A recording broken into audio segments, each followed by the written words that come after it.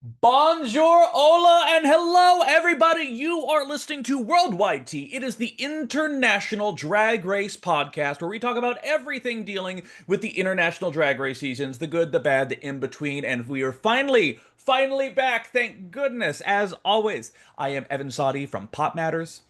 I'm Gregory Ellwood with the playlist, and sometimes in the LA Times, and possibly soon in the LA Times. Mm-hmm. And let me just say, y'all, we've been waiting for it. We've been anticipating for it. We have episodes. We have episodes to cover. It's a wonderful, fulfilling thing. And it's weird because these were two different international episodes. They're both won by Ginger Minge. I can't believe that's how it worked out. That's what went down. But either way, Greg, I'm so happy we're back. The drought is finally over for hopefully the foreseeable future. And you know what was so great, Evan, was to watch two premiere episodes where the queens were genuinely excited to be there. My They God. they were so into it, and the excitement and the production value over for both was, I mean, France, we know, we'll get to it, but like even the new Brazil was just so good. It was I so was refreshing. impressed. And Yeah. it made me just be like, it was like a big sigh of like relief. I will Mhm. say, for anyone listening who has had horrible problems with the World of Wonder app, whether on your phone or on laptop, they have now gone in and put up a dubbed version and a regular version. So if you go to the regular version and you want to watch it how it's meant to be watched in the original language with subtitles, that's the one you need to go to. If you Mhm. want, and listen, if the only way to get your partner or your friends is to watch it is to watch the dubbed, I hear it's wild. I hear like it's crazy, and some of the voices are sound nothing like the people, and then others of them do. So, but go nuts. But they did not do it on their social medias, but someone did send me that wow on the site that will not be named was replying back to people apologizing and saying that they had done this and put it up. They haven't really they it would be really great if they did it on Insta or a place where a majority of their fans would find it, but not yet. But it is there. You just keep looking and you'll find both versions. Right. Exactly. And we had some issues when we talked about with some of the Meet the Queens Yeah. stuff too, where some of the dubs were a little wild or whatnot. But either way, as Greg and I, for anyone who's wondering, Greg and I always watch it in the original language as intended. I feel like that's how you get to know the Queens better, to hear their actual voices when they say the things, truly, Yeah. honestly. But at the same time, the thing you also have to keep in mind is that in this House of Love, we believe that all drag is valid, and no Even queen dubbed ever deserves drag? on. Even dubbed drag is Even valid? damn it, he got me on a technicality. No queen ever deserves online hate. That's true. And as American entertainment journalists, we may not get every cultural reference, and we do appreciate corrections. And there are truly some great queens who simply aren't good at Drag Race, and we celebrate them all the same. And for those who are watching the video format of this, I just want to quickly highlight some of the fashion we have going on right now. Yes. Greg in his incredible Nikki Doll shirt. It's actually fantastic. It's based off of one of the looks that she wore during her original season of the U.S. Drag Race. It's And on beautiful, the Olympics, in the and on the Olympics Olymp. ceremony. hmm And it's incredible. And then for me, I decided to go ahead and step up because it's airing right now. But King of Drag, oh my God, it's so blurry. King of Drag is airing right now on Reverie.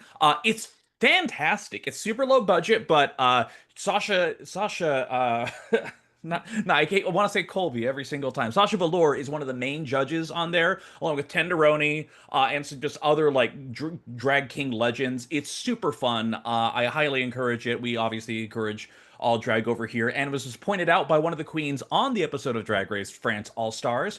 This is the first time two bearded queens may have been on a season at the same time, which I is don't. like I think was it Holland maybe? Holland maybe has. Or I can't Belgique? remember. Was it Yeah. Belgique? I don't know. I feel like that, or maybe Holland. I feel like we need to There double were no check. fact checkers on set, I will say that Mm-mm. much for the No, day.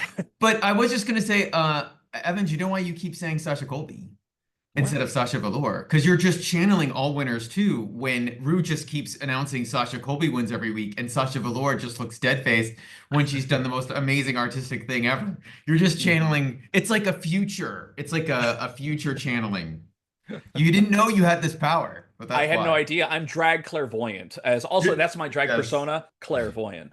Uh, Oh, and uh, you need to go get an Insta account for that before some other queen does.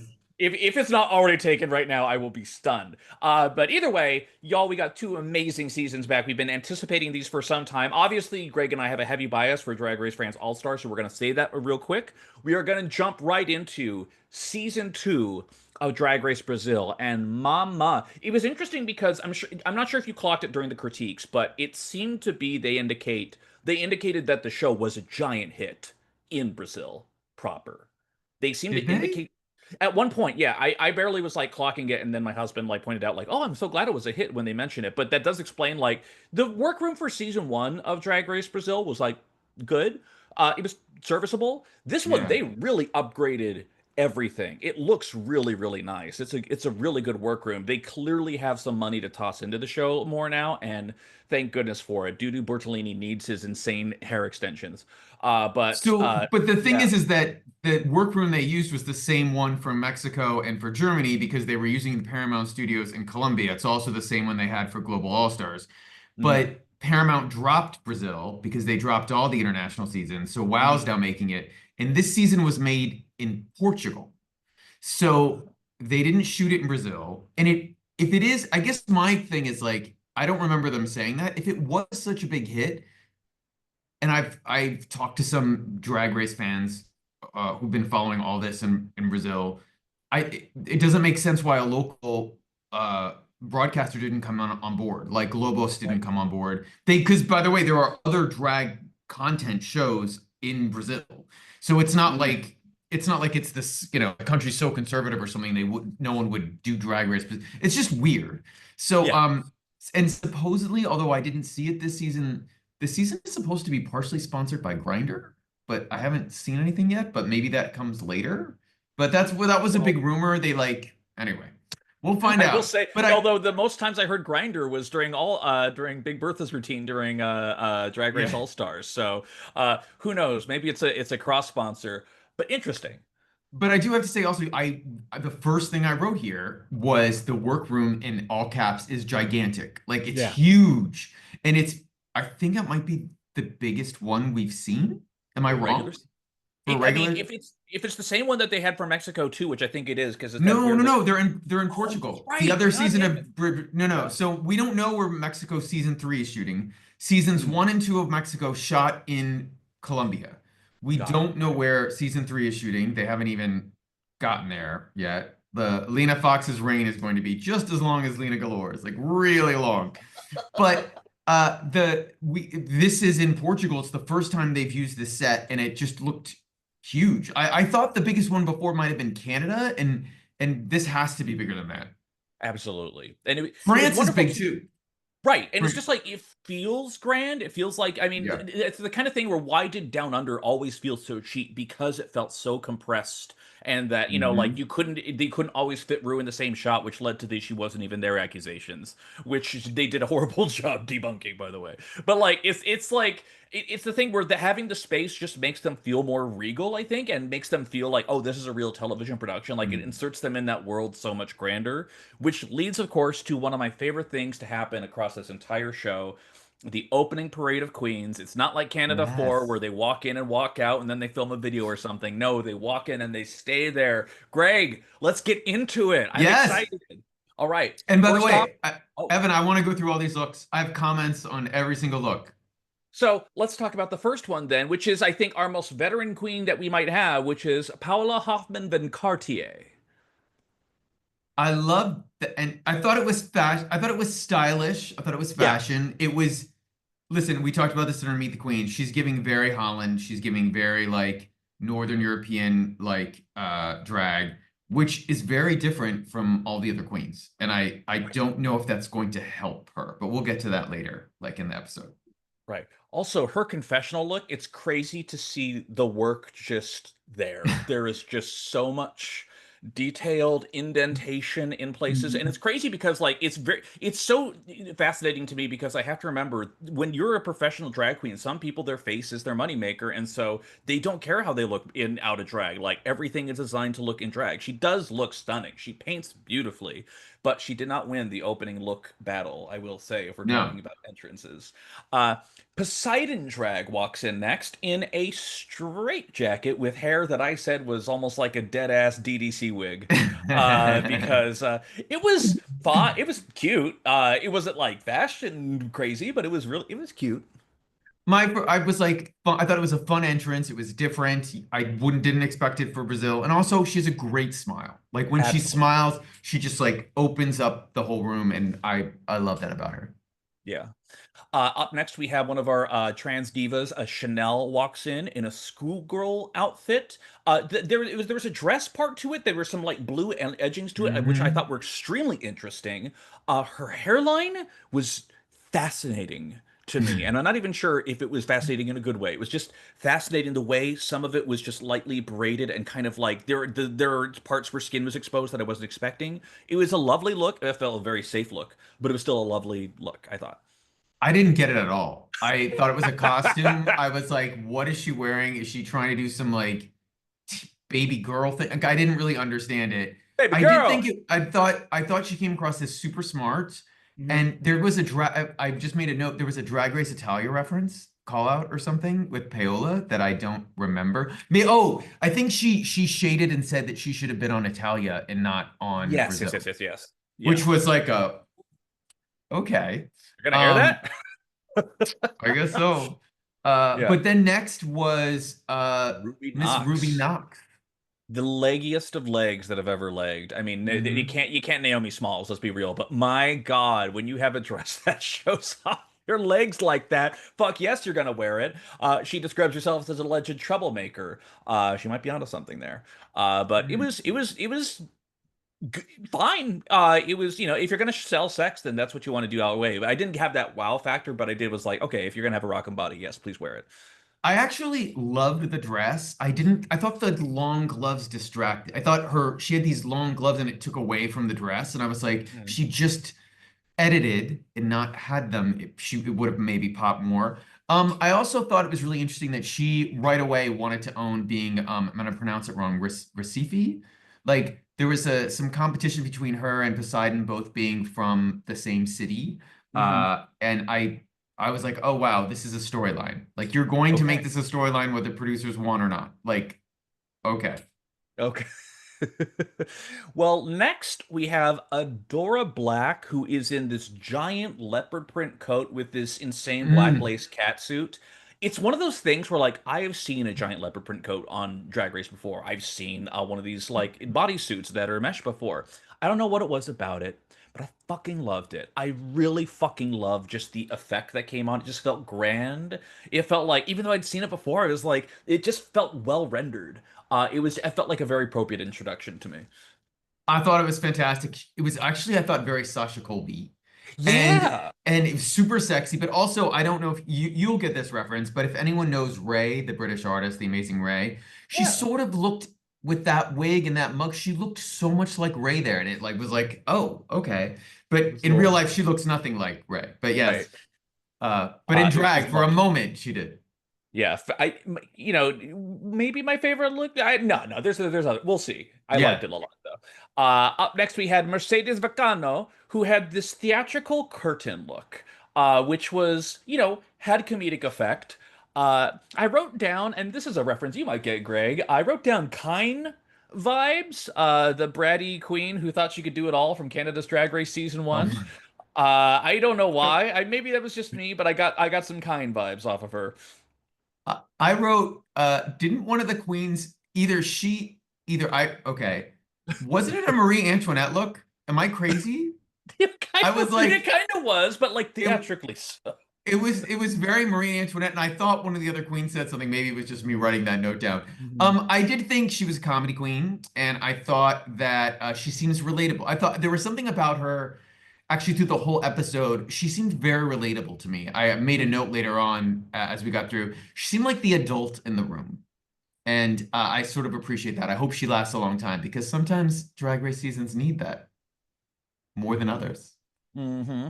Maybe like this current All-Star season. Maybe we'll talk about it in Yeah, the maybe post at the credit end. scene. Yes, we'll talk about it. Anyway, Belchi comes in. I don't know what Belchi's storyline is going to be. I think Belchi's going to be a player. It was a red leather jacket look. They claimed they're a costume designer. There were some points and some interesting fascinators on there. I thought it was fine. I did write down a quote that they said though, talking about some of the other queens who are in the room, and I think specifically about Mercedes is a clown only dances when someone is clapping, and I'm not clapping. Which, by the Just way, but the first thing I wrote was giving Sasha Velour in confessional. Like she's giving right. very that. And I was like, Yes. okay, all right. Like, Yeah. all right. But I Oh, I also I also did think you have to give her credit. That entire look was made out of leather. She made it herself, and that is super hard material to work with. I actually was impressed. I thought it was detailed. I thought it looked really good. I didn't think the overall design was groundbreaking, but just to make it herself right. was like impressive. Listen, if that was the prize at the end of season one of Drag Race Holland, I think some people would have fought a little bit harder. I got to be honest. I'm putting that out Maybe there. Maybe. it's cold in Now, Holland. Yeah. what I got to be honest here, Greg. I was thinking that Adora Black look might be my favorite, and listen, it might be a little bit Marie Antoinette, but when Mellody Queen came out here in this gorgeous gold-plated kind of like gold pantsuit number on Hmm. here, I thought it was just beautiful. I thought it was just so well rendered, matched her skin tone incredibly. Uh, Yeah. it just had wasn't like fully regal, but it just had this professional sheen to it that just read beautifully. I thought it was like it doesn't have to knock me out; it just has to be well done, and that I thought was extremely well done. I thought she was great. It did look, I just wrote it popped, and I was no, in a good way. Like you want Yeah. to come into the room and be memorable, and you don't want to be forgotten. And I thought she killed it. And let me just say, Melinda Blay, prison, honey. When you also come in with a red leather jacket look like that. Admittedly, her hat, goddamn, that hat was incredible. Absolutely loved this giant Yeah. cylindrical thing that she had on. But it was also very much another a red leather pink, a little bit more of a pinkish hue. But yeah, go ahead. Okay. So my thing was like, her mug was great. Like Yeah. she's a beautiful mug. This outfit was a mess. Like, what was with this weird panty, like just like a strip going down, and then like, do you remember? Like, you know what I'm talking Yeah. about? Like, Yeah. and Yeah. then it was just like hose, and I'm like, Yeah. and tights, and I'm like, it was. I don't know if something didn't come or she changed her mind at the last minute. It was really weird to me. You know, it Um, didn't come me. I didn't like that look. I was like, whatever. But I again, her mug though was like, oh, okay, you can paint. All right, so I'm gonna pay. Yeah, I was impressed. Yeah. Yeah. And then last but not least, Desiree Black in this fascinating gold look, I will say. And it's interesting because of all the queens, they were like counting like nine. Is there going to be one more? As soon as Desiree walked in, everyone seemed to know exactly who she is. It was the most popular look in the room. I wasn't sure, honestly, even now, how I felt about the look. Greg, how did you feel about the look? So it was funny. I made this note, and hopefully, if this is the same sort of set they keep for Mexico and maybe some of the other, if they shoot the international seasons there and they don't change it that much, gold really pops on this set. Like there's something about the lighting and the coloring, and these queens got super lucky because I don't think they knew before they got there. But it's Right. all now you're watching it, and you're like, oh, this looks really, this like looks, they all look good because the color just pops. And boy, I really like Desiree Beck's Meet the Queens because I thought she was a lot, and she is Uh-huh. proving that she is a lot. Like She, through the entire episode, she is the loudest. I'm trying to think of like an American or another international queen who's been this loud in this way. Like it's a because it's very not Silky season 11. That's a different kind of loud, right? no, actually, it could be the Brazilian Silky. Like we might, but it's so it's. I feel like there must It's be an much more Espan refined.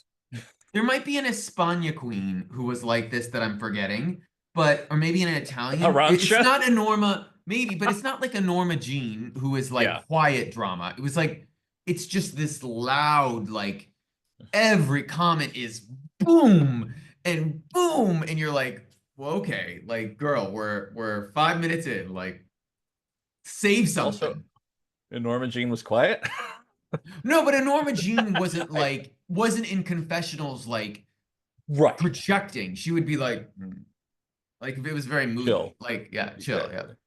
Now, if we're talking about looks, Greg, I have to be honest here. I don't think anything could have prepared me for what Drag Queen was going to wear when they walk in. Oh, you thought she was fish? Oh, let me tell you, wait until you see mustached, ab-bearing military femboy realness going on here. It was just like, again, I don't know what I was expecting, but I'm just like, okay, Drag Queen's been doing something, but looked great. Just was it was a wild thing to experience. It was lovely. That was one of the worst fake mustaches I've ever seen in a drag queen. It was so bad. It was like it was funny. I'm on workation. I was randomly coming on some YouTube clips, and Nikki Glazer's after I'd watched it, her Golden Globes monologue came up, and I just rewatched it just because funny and you wanted to laugh.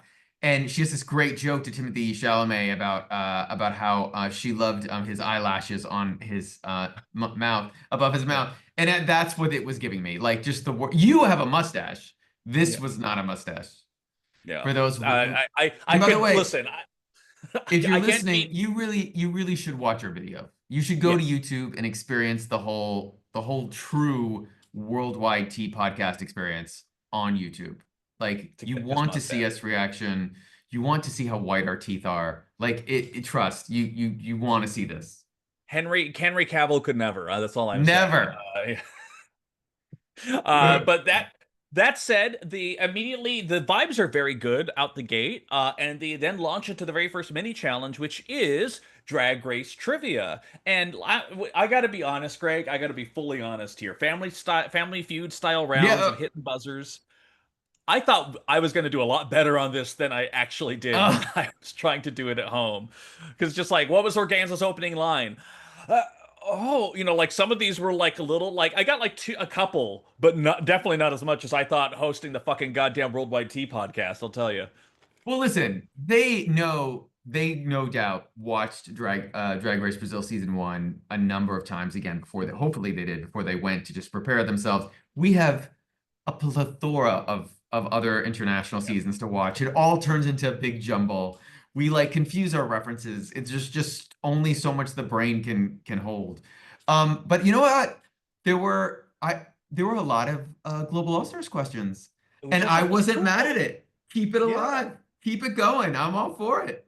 It was. I love it. I love it when they just support and it's just acknowledge those Yeah. things. Like who was the bitch who sent home my girl who competed over there? And it's just like Vanity Vane. It's like yes, like call that shit out. It was really fun. And then the thing I Yeah. loved the most was that the girls were like joking about it. Like like oh, Yes. I lost the question. They would drag them off to jail and like just the vibe. I don't know, man. After fucking All Stars 10, and even after some of the American season, like it just felt fresh. It just felt nice to be in a room where people support each other. Like it was a really strong start for me. And also, I do think it's because they know the backstory. They didn't know if a second season was actually going to happen, and they were probably just so thrilled that it did. And they've got their shot, and they got to say they're Drag Race girls now. I mean, if I feel for the Italia girls, the Dutch girls, who are just waiting for other seasons to Right. sort of happen. So yeah, I was super happy for them. Very happy. Yeah. And of course, the winner is Mellody Queen. She got the most questions right, and I thought it was a lovely time. And then very shortly, we get ready for the main stage challenge, which is a dance choreographed original number to the new Drag Queen song Boogie Brazil. Which I'm not sure it has as many streams as Peach, but I think we'll look into that after. But yeah, then it was basically I don't have a lot of notes at this point because it was just kind of a rehearsal. They do the thing, and it's like dance challenges are always weird on Drag Race because sometimes it feels like the specific way of which they were judging is always so arbitrary. I don't know. Did you have any thoughts about this section? I have a lot of thoughts on the judging, but I don't know if I didn't think, the rehearsals are always, I think, just an example for the story editors to decide, like, are we going to fake out or are we actually going to show that this queen has problems dancing or that they're really good at it? Mhm. And get up, say Levy. I was really happy they brought over a Brazilian choreographer to Portugal to sort of like do the gig, and they were excited to see that person. So that was good. Yeah. I will say, the guest judge here was apparently a big deal to the Queens. Blocarina, I believe is their name. I felt like I've seen their face around before, but I didn't necessarily clock that they are a legendary queen myself. I'm not sure if you had any background knowledge on them. Um, And that's fine too. The judges really didn't seem to like a lot of what she had to say. no, they Uh, did not. so that was a very bold first choice. But either way, they do the dance challenge. It's fun. I'm gonna be honest, I'm not gonna remember it. But it was certainly entertaining. Go ahead, Greg. I did watch it, and I did think it was smart in the sense that if they judged it correctly, Uh-huh. that it's sort of it's a great way, especially when you have so many queens at the beginning of a season, to sort of weed out the filler. Like, Yeah. okay, you can't even do this. You won't be here that much longer because if you can't do this, you better be like an A+ in every other aspect of drag. And so I actually almost was like, oh, I feel like the US queen season should do like if they really want to get rid of like the queens who shouldn't be there, they should do this, but they don't. They care about the drama. They want to Yeah. create it. But anyway, Well, wasn't I that season 13 when they did the disco mentory challenge did that sent they? home Tamisha Iman? But Tamisha didn't go home. But that wasn't the first step. That wasn't like Tamisha didn't Oh go home yeah, no, first. that was like It halfway was through or something it like was that. hap- Yeah. but also Tamisha also had like a what was when it's in your like she had some medical thing like in her stomach, Mhm. like it was a Yeah. whole thing. Um I did think that the workroom was interesting. There was a moment where Poseidon talked about how she hadn't told her dad she did drag and that they had a Mhm. very bad relationship. And I was sort of surprised, and I was like, I just was thinking to myself, she added so much stress to herself to Mhm. go there, to not know how her family would react to them seeing her on. Like, I just was, I sort of made this note, like, I just was like surprised. I guess my note was like, if you're a queen and don't do it, like you don't know what the reaction's ever going to be, and there's always going to be resentment if they didn't feel like they knew before and you like go on this show and then that's how they find out that you do drag or whatever. I just thought that was really strange. But it was the moment where Mercedes came over and was the adult in the room and wasn't really there. I for didn't try to make drama out of it. Was there Right. to try to like console and give good advice. And I really love that. I hope Yeah. she lasts a while. Yeah, same. Well, let's see if any of them survive because right up after this, we have our runway and then some critiques, and the runway category is Brazilian Wait, spice. but Oh, wait, before the runway, Drag Queen comes out. yes. And I feel we need to talk about this outfit because I love Drag Queen. I think she's super talented. I think she 100% knows what she's doing. But girl, this is not the premiere episode outfit. Like, what was this? This dress is like 3 seasons down, like middle of the season. This is like bad Zaldi. Like, It's I was shocked because it's I like saw all her looks the first season. She looked great. it was so fascinating too because like it's like this almost like watercolor blend of just like colors Print. that go down. It's such a fascinating, it's almost like this matte kind of feel to it. Like Yeah. it was so interesting visually. But it also, to Greg's point, it wasn't like a celebration. It was just like this artistic piece that came down. And it was very It bold, I'll was say that. But then it you was have fucking boring. It was boring. It wasn't bold. I don't know. I thought it was The boring. Bold It and the was like Boring, the new the bold of the podcast. boring, yes. But then you have fucking Dudu Bertolini in fucking whose hair is laced up with little white petals or whatever the Mhm. fuck is going on with that bat. Like just it's a very fascinating realm of contrast. But Brazilian spice is the category. Let's go through it. Mercedes, what the fuck was Mercedes wearing? And I mean, I mean this guy, I wrote because so granted they're doing looks from their home states or towns. That was the theme, like a I believe. culinarily based look based off of their Yes, hometown, kinda like what a kind local of. delicacy might be. Yes, I wrote country-ish, but maybe a bit too plain. Like I was sort of shocked she was safe. Like Yeah, I didn't my think it husband. worked. My husband clocked like, why are you painting so matronly? Like it just felt so Oh. like just bland, so Mm. motherly, so just like not what you expect from a Greg. And like, listen, I know she might be trying to do something a little bit for the region, but at least for us, and I think on our end, it just didn't read. And I, yeah, it was not. She It didn't was a drag bad it look. up enough. It wasn't No, dragged up enough. at Yeah. all, at all, at all. Then you have Mellody. I wouldn't even call this a great look, but it was at least interesting. When she was Fun. the sausage breakfast, right? She just literally has a sausage like hanging around here and some eggs. Like it's kind of fun. Like it really is. Uh, Actually, my thing with the melody look was my only thing with it was is that this maybe the sausage was too distracting. I can't believe mhm. this sounds so out of context. Like, Fight a nickel. yeah, Yeah. straight people listening to this podcast being like, Someone "What?" clip it. Someone clip it. But I thought the rest of the look worked, but that part was like it was almost too much. Like maybe a little smaller or a little like I get it, but she at least tried. She was going with a Yeah. swing. 100%, 100%. Then we had Paula, who had a breakfast skillet dress. So the actual dress itself was the skillet, like upright, and then there was kind of parts on her.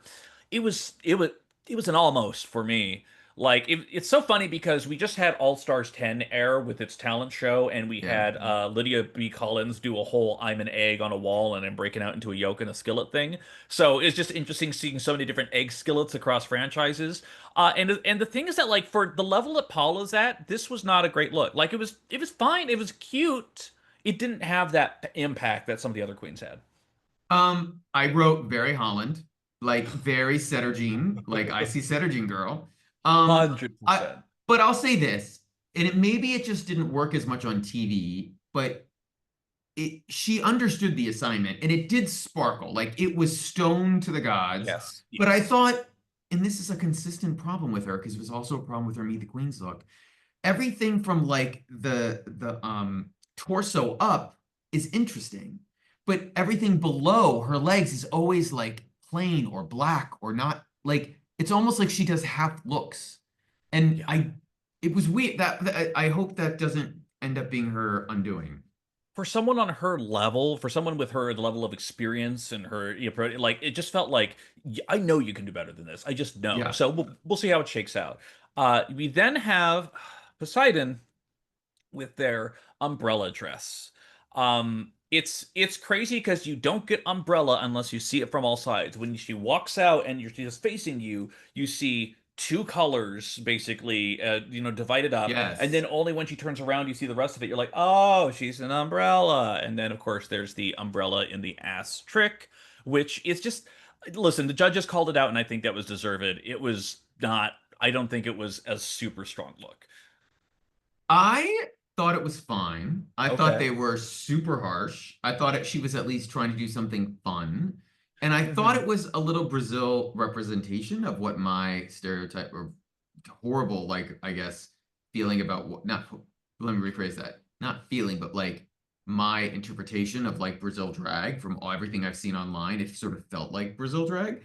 I do not understand umbrella for food reference, but I Right. But maybe then that was the issue. Like, it also started the trend because there's at least two other queens I'm looking at this list who did things that were explicitly not food related. So at this point it kind of morphs into more of a hometown kind of look, but at the same time, uh, it's just odd. It's just odd because so many people still went the breakfast route. So something got I, lost in interpretation there. Yeah. I do want to say, and we will get to the critiques later in a minute.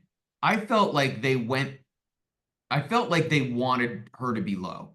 Like they Uh-huh. wanted her that I felt it was her entire judging this episode was not justified. But that was my Mhm. opinion. Yeah. Well, we then also have Desiree in a green skirt with just a fuck ton of peppers laced all over it on here. I would describe this as unwieldy. Hmm. It was not. It's like I get like yeah, the point is we get the point. Like we get it, girl, Yeah. we get it. But it just was kind of a mess. There was no focal point for me.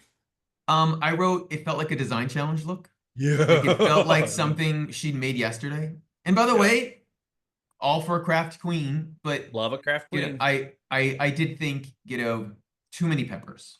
Yeah. Too many peppers. Just yeah, take one away. Take Take one. Remove one. Like yeah, earrings. remove Like one. remove one. Yeah, Coco Chanel, which will remove one pepper. That's what she said, right? Yeah. Then we have motherfucking Chanel, by the way, who like, listen, like, did I love her entrance look? Not necessarily. This fucking space age, dip bowl white sheet thing that she's wearing. It's like, I'm not even sure if it's like next level drag or anything. It's so fucking different from everything else on the runway. And then you have the glasses on top of it. And it's just like, you know what? Whatever I think of it, Impact made, and it is resonating. So again, I'm confused on what the runway prompt was because she says it's about UFOs, I think. And listen,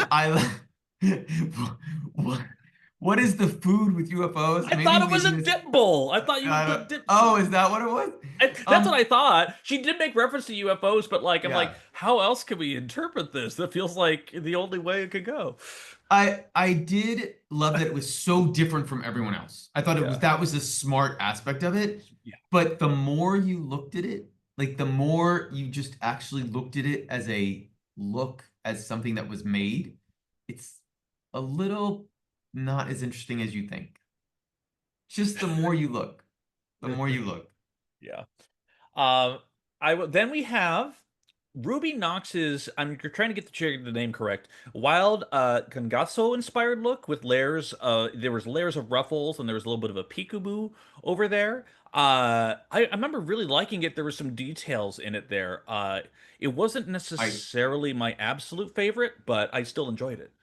I absolutely love this. I thought it was detailed. I thought she Mhm. pushed the inspiration. I thought it was so well made. I thought it was like top tier. I loved it. Yeah, so good. Yeah. Uh, and then especially when you fucking compare that to Adora Black with this jungle skirt. Listen, the fact that your pussy has a water faucet on it that has running water, cool, great. Like it was so fucking cheesy. Like I wanted a little bit more out of this. It just kind of felt again. I think it would have been safe in a design challenge kind of feel I got out of that. I feel like, in at least I can speak for me, that there's references here that I at least don't get that 100%. maybe in Brazil people would understand more. I loved the dress. I Yeah. loved that print, but I'm like, is that the color of a bottle? Like I didn't get like why she would then have the tap at the bottom. Like, does it go? Right. Is there like a bottle of wine or something that like looks like that? Like, is that? No, I'm not even Yeah, being yeah. like disingenuous. And I didn't like, but my biggest problem was I didn't love the boa repping feathers because they looked too plasticky. It didn't look Right. like feathers. They looked like plat, and I was like confused.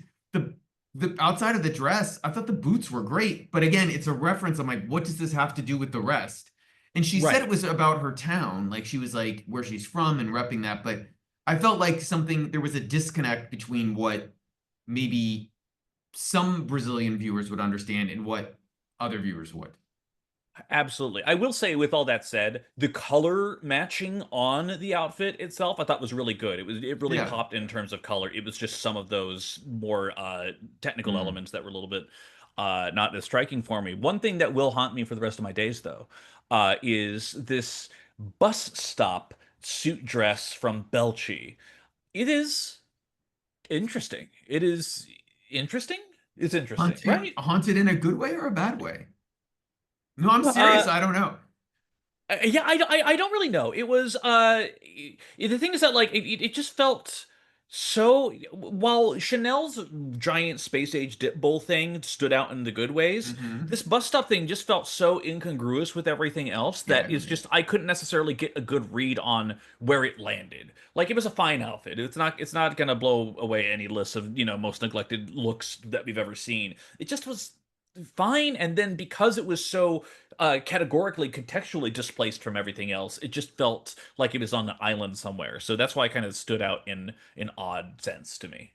What did you think? So I wrote, claimed that it was made completely out of leather, and if that's the case, it was really well crafted in that if she did it, I think she said she did it. And Yeah. again, two queens who can make leather looks like I don't know what other franchise that's ever happened at. Like it's so I don't know if people understand how hard it is to make shit with leather. It's like it's Mhm. why there's less leather than you would think, or even fake leather stuff.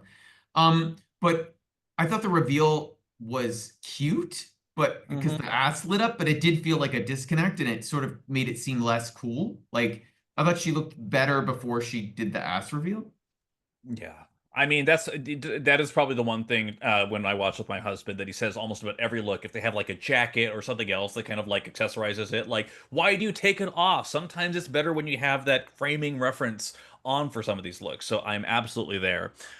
And then lastly, we have Melinda Blay with a what looked like effectively on their head was this traditional slat house that was balanced like it was a giant headpiece, not even a hat, just like a giant headpiece thing. And then the dress itself was the same color, like this muddy underground of it that was all cracked and broken, Mm. like it was ready for an earthquake.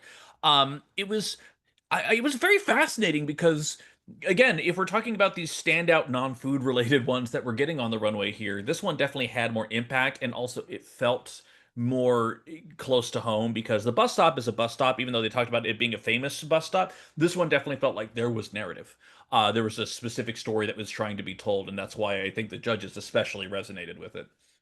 Listen, I didn't think aesthetically it was beautiful, like, but Right, I I would loved agree. the message. I loved how it was made. And my first comment was, how on earth did she get that to Portugal? Like, it Girl. would be one thing if they were in Brazil and she had someone like drive it to the set in Sao Paulo or whatever. Like, I mean, that was what shocked me the most. It was like, how did you get that there? It's not an Yeah. all-star season. It's not like they have like gigantic boxes and are allowed to do whatever and have designers drop shit off. Like, I was shocked. Yeah. Uh, so that said, that is the looks. It is a fascinating category and a very interesting way to bring it on Yeah. here. And while there are tops and bottoms, Greg, let's talk about the judging for a second because Oh boy. oh my goodness. Well, first off, let's just discount Bulgaria doing whatever the fuck they're doing because they were going off on Chanel. That's for fucking sure. But also we're so out of step with the rest of the judging panel that it just felt like okay, cool. Like I think they were judging a different competition than what Drag Race judges traditionally look for. It was a very odd energy to start with. So these were my three notes. So Okay. Poseidon, they say that she didn't have energy, but I looked at the footage. She had energy. She Right. was great. And I'm like, is it that you just didn't like her gray like outfit? Like, is that what it was? That's the only thing I could think was that they like saw the gray and they were like, eh. And they thought it, but I'm like, she was at worst safe. Like Yeah. it blew my mind that she was low. And then for Belchi, did I say that right? Yeah, Belchi? Belchi. Yeah. Belchi. Um, I thought they set her up to criticize her. Like, I thought Greg like set her up. And actually, I lost a little respect for Greg, like how she was talking to her about it. But she honestly answered what happened. Like Yeah. about her being a dancer and about how and she's like, well, I didn't have time because it was the last thing. And like I was like, so you want her to be honest, but then you're gonna rip her? Like, I don't know. I thought that was weird.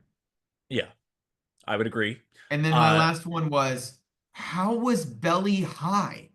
She mistimed twice, including in there the is last footage. There is shot of footage the of her thing. not The hitting the number choreo the number at the same ends speed other people are. the number ends and they all stop and then she goes and I'm like, how was she high? Is it because of the outfit?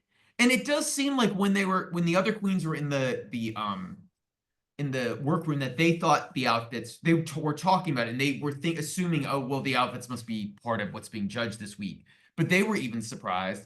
And the only other thing I thought was in the workroom was I thought what's her who was it, Mellody. Mellody went wild for like Crazy. for being When sick, like girl, like yeah. first of all, Ruby was better than you. But this whole thing, like, I got out of the way for people and like I did this, and I'm like, you're safe, girl. You don't need Yeah. they know you're good. Like, you don't Because need to like like create television drama right away. right. Melody is low. Belchi is I'm sorry, Melody is safe. Belchi is low. And Belchi talks about they were in this like line of 10 and they were the last one. They got to their Yeah. thing late and the judges called it out. And you know, and then Melody just catches the stray when no one was asking them to and be like, I moved everything for it. I was doing everything. I was trying to accommodate you. I'm never going to diminish my shine for anyone else again because I'm not that kind of girl. Like, it was just like, whoa. And it's just like, you are, again, as you pointed out, you're literally safe, but also someone else is in their feelings because they're in the bottom. Holy shit, pump the brakes. So that was a little bit unexpected, certainly, I will Yeah, say. absolutely. But Yeah. but at least I guess there was drama. I Yeah. do have to say, just in general, the one other thing I noticed when they came out on the main stage is I feel like that's the smallest judges table since Sverige, since Sweden. Like it was Since really France won, small. maybe. Yeah. But it was Like, really small, yeah. like pre-COVID times. And I was Yeah. like, and it was weird because the set itself has stunning like LED screens more than the US set, Hmm. bigger and like super nice. And that was like a weird disconnect to me. Yeah. Like, because usually they want it to be big because it makes the queens look more petite and small. Which was weird. But let's get to the results. Evan, Yes. what happened? What was the judges' decisions? So the tops for the week were Chanel, Ruby Nox, and Melinda Blay. The bottoms were Paula, kind of, interestingly, Poseidon, and Belchi. And then they start telling some girls they're safe, and then they eventually whittle it down to a bottom two. Even though we all know what's gonna fucking happen at this point, so I don't know why they keep dragging it out. But either way, it's actually a top two. No one's going home this week, so it's going to be Ruby Nox versus Melinda Blay for doing the lip sync for the win to Funky Rave by Anita. And But wait, so here's the thing. My favorite part about all this is so they're showing like wait, who else was top two? It was Ruby and who? Belly it was Chanel uh in the giant dip bowl. no, in the top two. Oh, yeah, Chanel wasn't top two. Melania Blay and Ruby Nox. Melania, Yeah, so Melania looks concerned and like what's going on. And Ruby is like she knows what's going on. yeah. Well, She's not faked out at all. Like she's like, Ruby whatever, I'm good.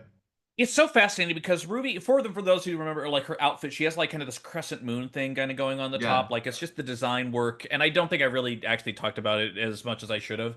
It really is an incredible piece of work. It is actually the best thing on that stage. But in the lip sync, it's weird because they both start out kind of tentative. Like this is a song by Anita, so it is an upbeat song, and so what happens at the start, Ruby's kind of like feeling it out and kind of like just kind of doing some things and speaking, and then like halfway through, Ruby locks the fuck in, and Ruby's Yeah. like there and is in it and is mouthing every word and has the way their contacts are. There's just this pointing intention with their eyes that pierces through the screen. And poor Melina Blay has this fucking house on their head and are just the whole time just trying their best to keep it up and lip sync, and I have to adjust, and it's like it's just cursed by the outfit. There's no way they could have known or prepared, but like it's also lip sync for the win, so if you don't win, it's not the end of the world. But yeah, it starts off, I think Ruby Nox has got this, and then partway through, no, I think Ruby Yeah. Nox absolutely has this. Yeah. But but let's take a step back, Evan, because here's the thing. How many drag race seasons are we on now? 30, Oh, 40? Like overall, like yeah, yeah, yeah. there've been maybe we might be almost close to 50 seasons of drag. No, maybe 45. No, 50 maybe. We Because might we've be had near 27 US seasons. and we've had eight both eight can well, we will have eight Canada. So we've had eight Canada, eight UK, so it's another 16. Uh-huh. So and then we've got we're on four France, we're on five España. Yeah, we're like over 50. Yeah. Like count and yeah, we're maybe near 60. Why on earth would you pick a song when you know you've made the runway, they're all coming in gowns. You know all this.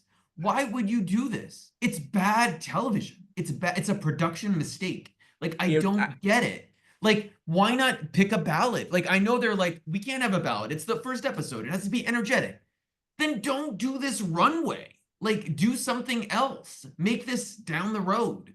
Am I wrong? Am I No, crazy? no, no. You're not wrong at all. And I remember reading, you listen, if you're a fan of the fandom, then you know full well everyone's going to talk about production interference and whatnot at some point. But a lot of people pointed out, and I think very accurately, that whenever you start a season, you want to traditionally have a pretty amazing lip sync that will go viral in some shape or form. And for the US seasons, that's actually been very, very true. Even if you think about this season, All Stars 10, we had the Irene versus Aja lip sync, which was a very upbeat and fun and memorable song. We have Aja and Kahana Montrese at the start of All Stars 8. We have all the way back to Aja Aja and fucking Ben de la Creme at the start of All Stars 3. Like, they want to have a good one at the start of the season. Even season 17 here in the US, they started out with a lip sync of it was our girl Lexi Love versus Crystal when they did the Dochi song. Like, the impact. Oh, right, Alter Ego. Yeah. Right. It starts off strong and it goes hard, and it's one of the things that kind of sets the tone for the season. This is what But Anita does. Right, Go but ahead. they know in those okay, first of all Stars is a separate thing because they get to change into like outfit. But for season 17, they knew those queens weren't going to be in gowns. They knew that they'd seen all the outfits. And by the way, this isn't a mistake Canada makes. This isn't a, maybe it's happened on UK a bunch of times. I don't know. I'm not trying to harp on it, but I was like, guys, you've had all this time to plan, and this is what, like, come on. But Right, like, exactly. This is the right song to start the season. This is not the right runway. not the right You should have known runway. that. You Yes. should have known that. And Either also, way, if you know you're not going to eliminate them, make this the runway next week. You know you're not going to send anybody home. Come on. It's like a child could do this. like, come on. Maybe we could do it. Maybe we could produce it. I don't know. I'm just saying, Ilse, Drag Race LA. Oh God, no, that sounds wait, terrible. you know who would never do this? Kings Who? of Drag. They'd never You make know- this. Also, they're not in gowns. So maybe that's why too. They're not.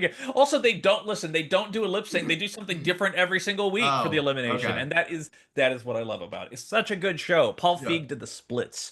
But Evan, overall, what did you think of the first episode of Drag Race Brazil season 2? I had a great time.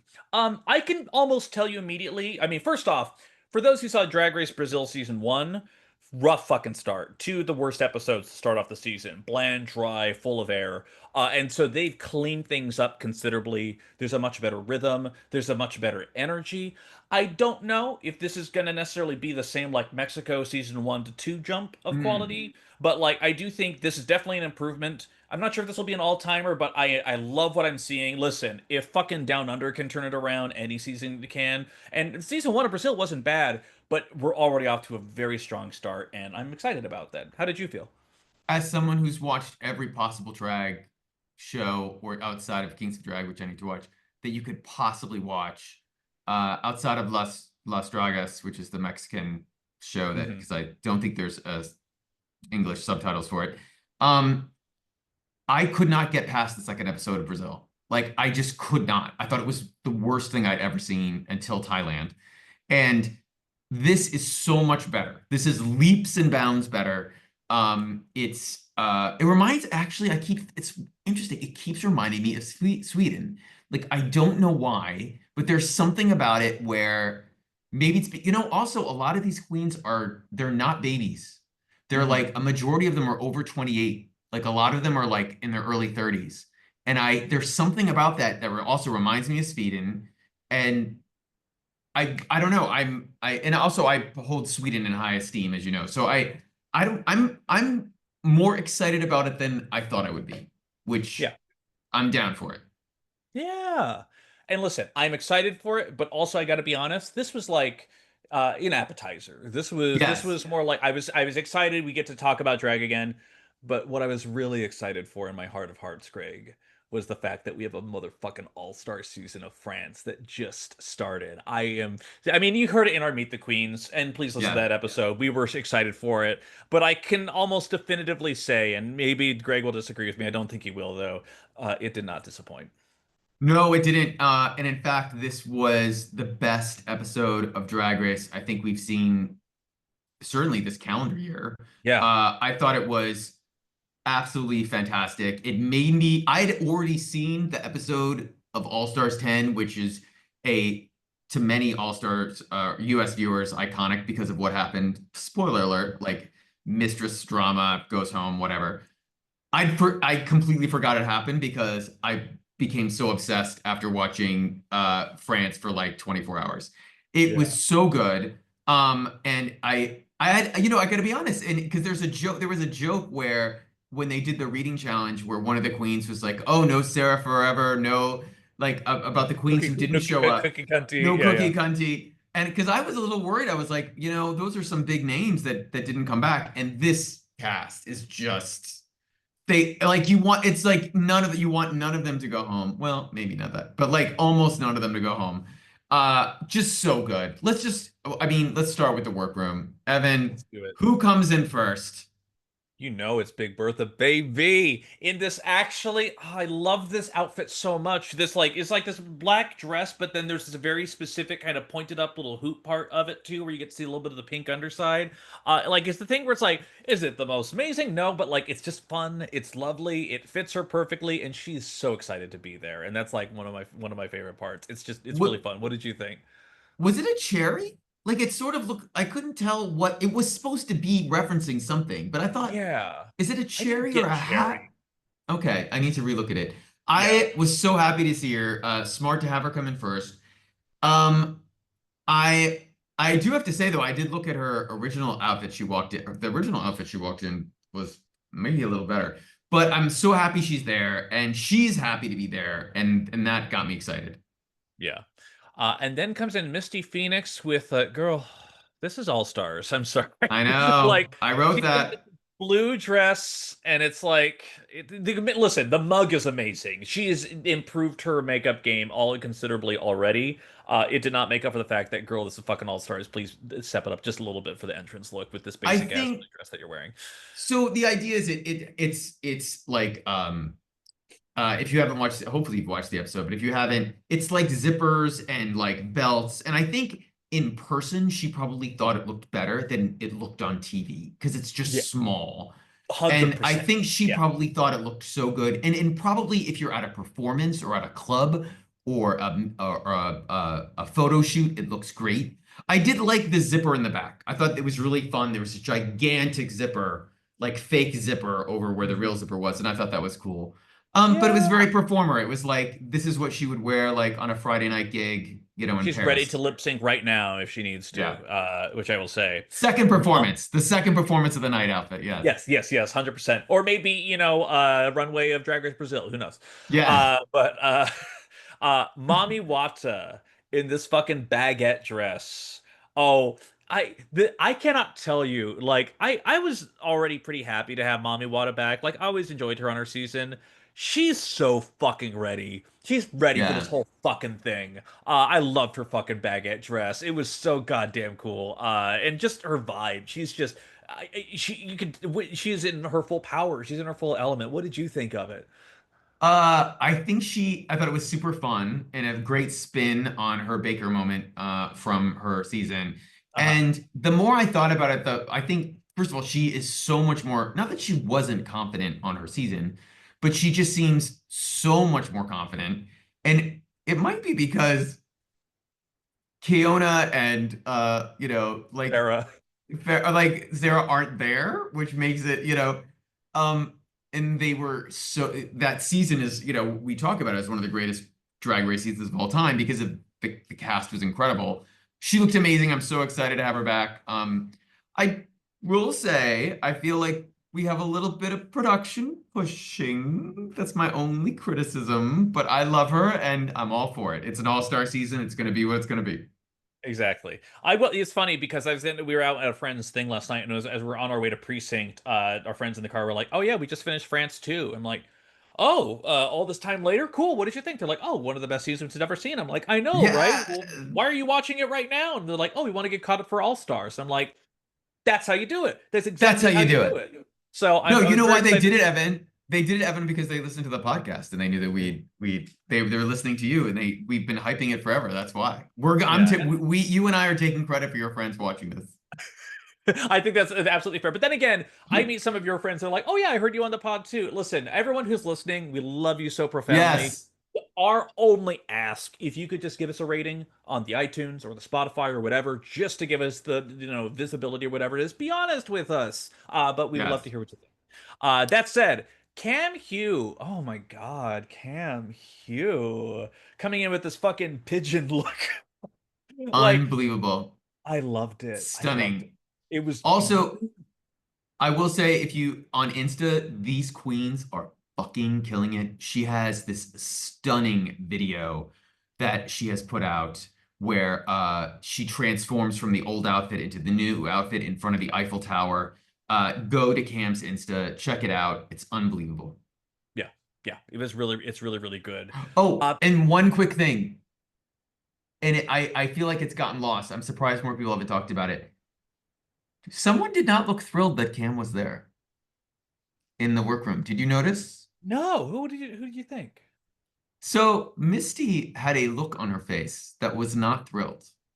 And I'm curious if that will be a storyline that will pop back up again, or if it was a one moment thing, or she just didn't know Kam was going to be on, or I mean, of anyone, I would assume Kam and Mami were going to be on the show. Right. So, or in Bertha, like those were the three I'd be like, those are 100% going to be here. Yeah. So I thought that was interesting.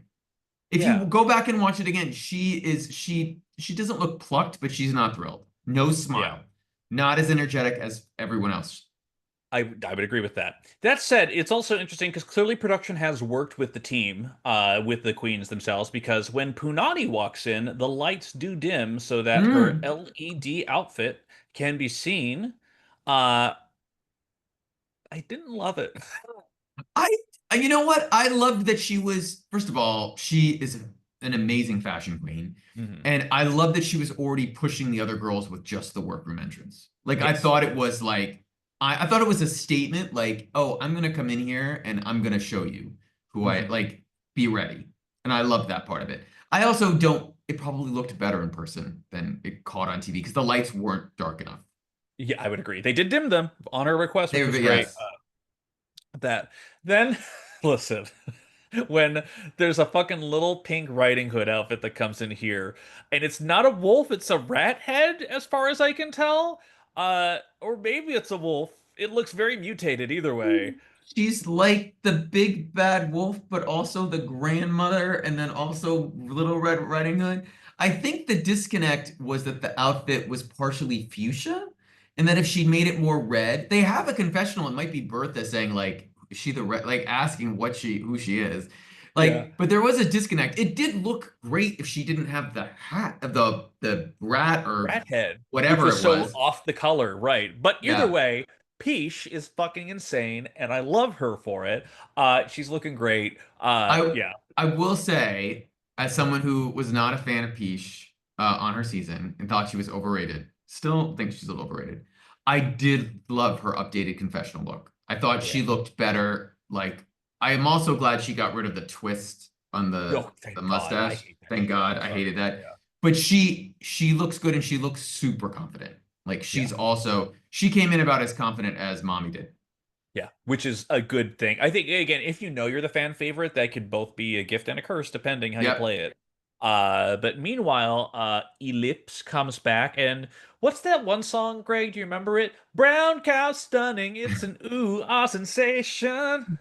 I was stunned that one of the queens right away was like threw in the reference. Wow Brown was cow like, thank stunning. you. Yes, Yeah. anything for It our was American actually, viewers. I gotta be honest, it was pretty good, all things considered. It was Oh, just, I I love don't know that what I look. was It was expecting. Yeah. no, that suit is gorgeous. Like I Yeah. would wear that. Also, I would wear another outfit like that she has down the like we'll talk about that later. But yeah, it was stunning. Yeah. Ellipse definitely showed that she is back, which is ready to go. I will say though, I I think my favorite is the next one. I think my favorite might be Oh, the you next love one. her. Magnetica comes in this fucking painted devil look.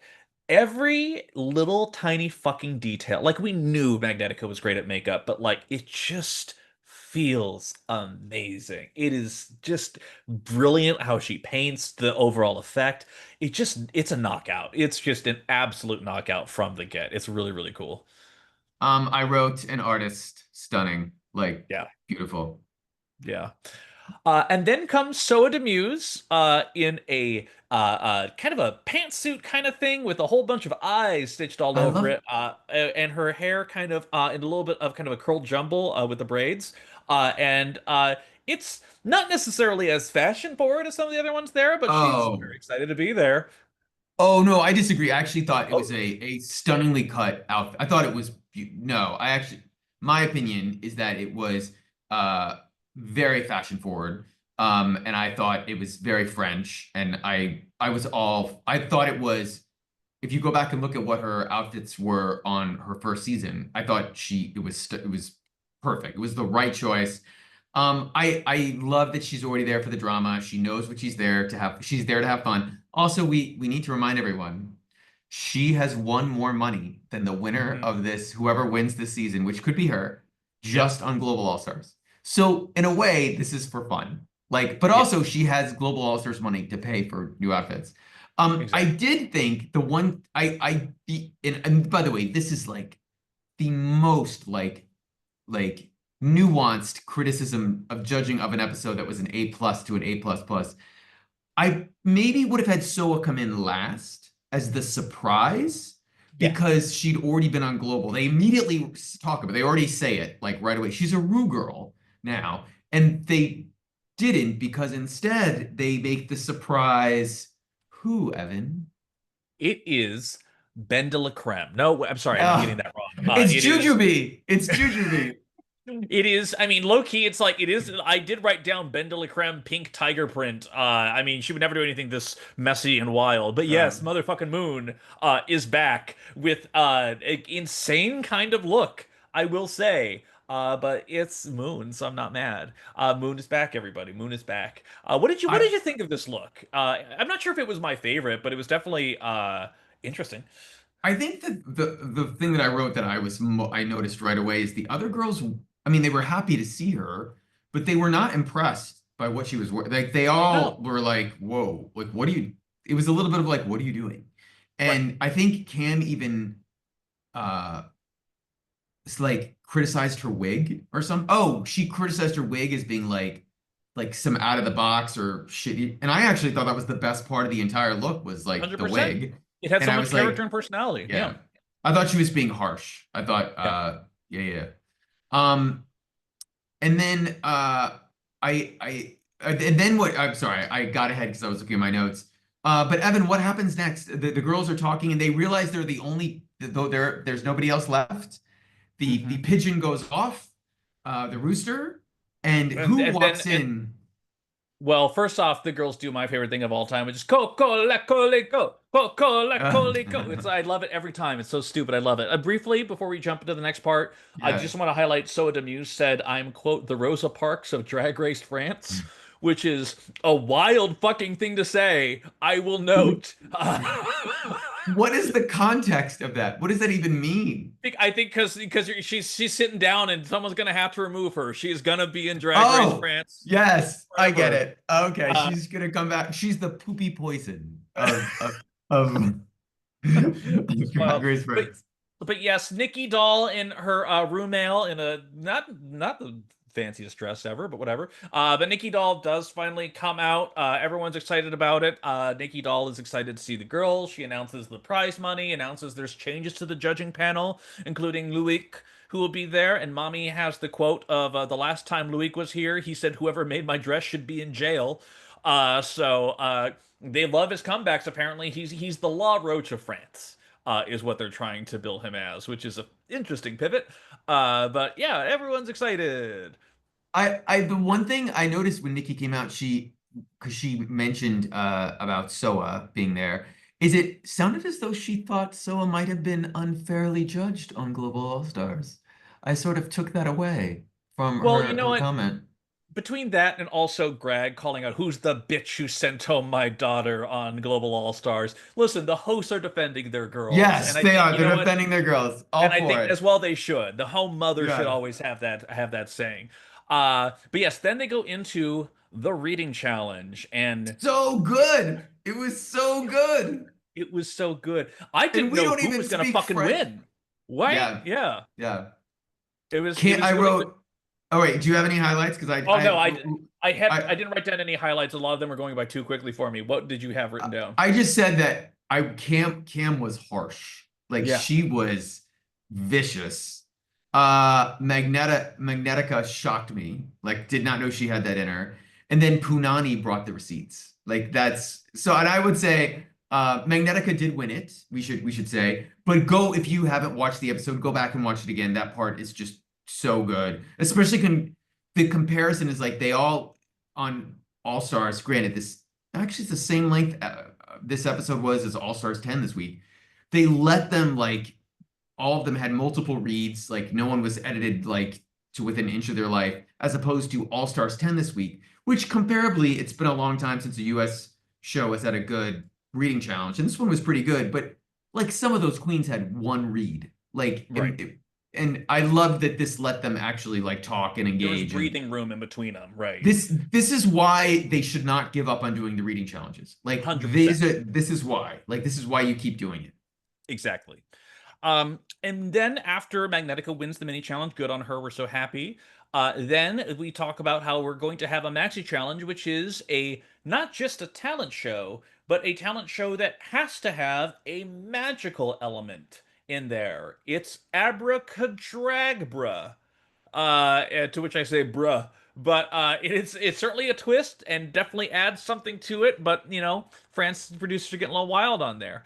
So yeah, that is what's the main challenge is going to be. That said, as the girls are doing their stuff and they're prepping for it, there, Magnetica and Elips both talk about. I mean, first off, Moon has a lot of backstory on here. Moon talks explicitly about their experience of being on the season, and part of what led to their break Keep going. was Just getting a drink.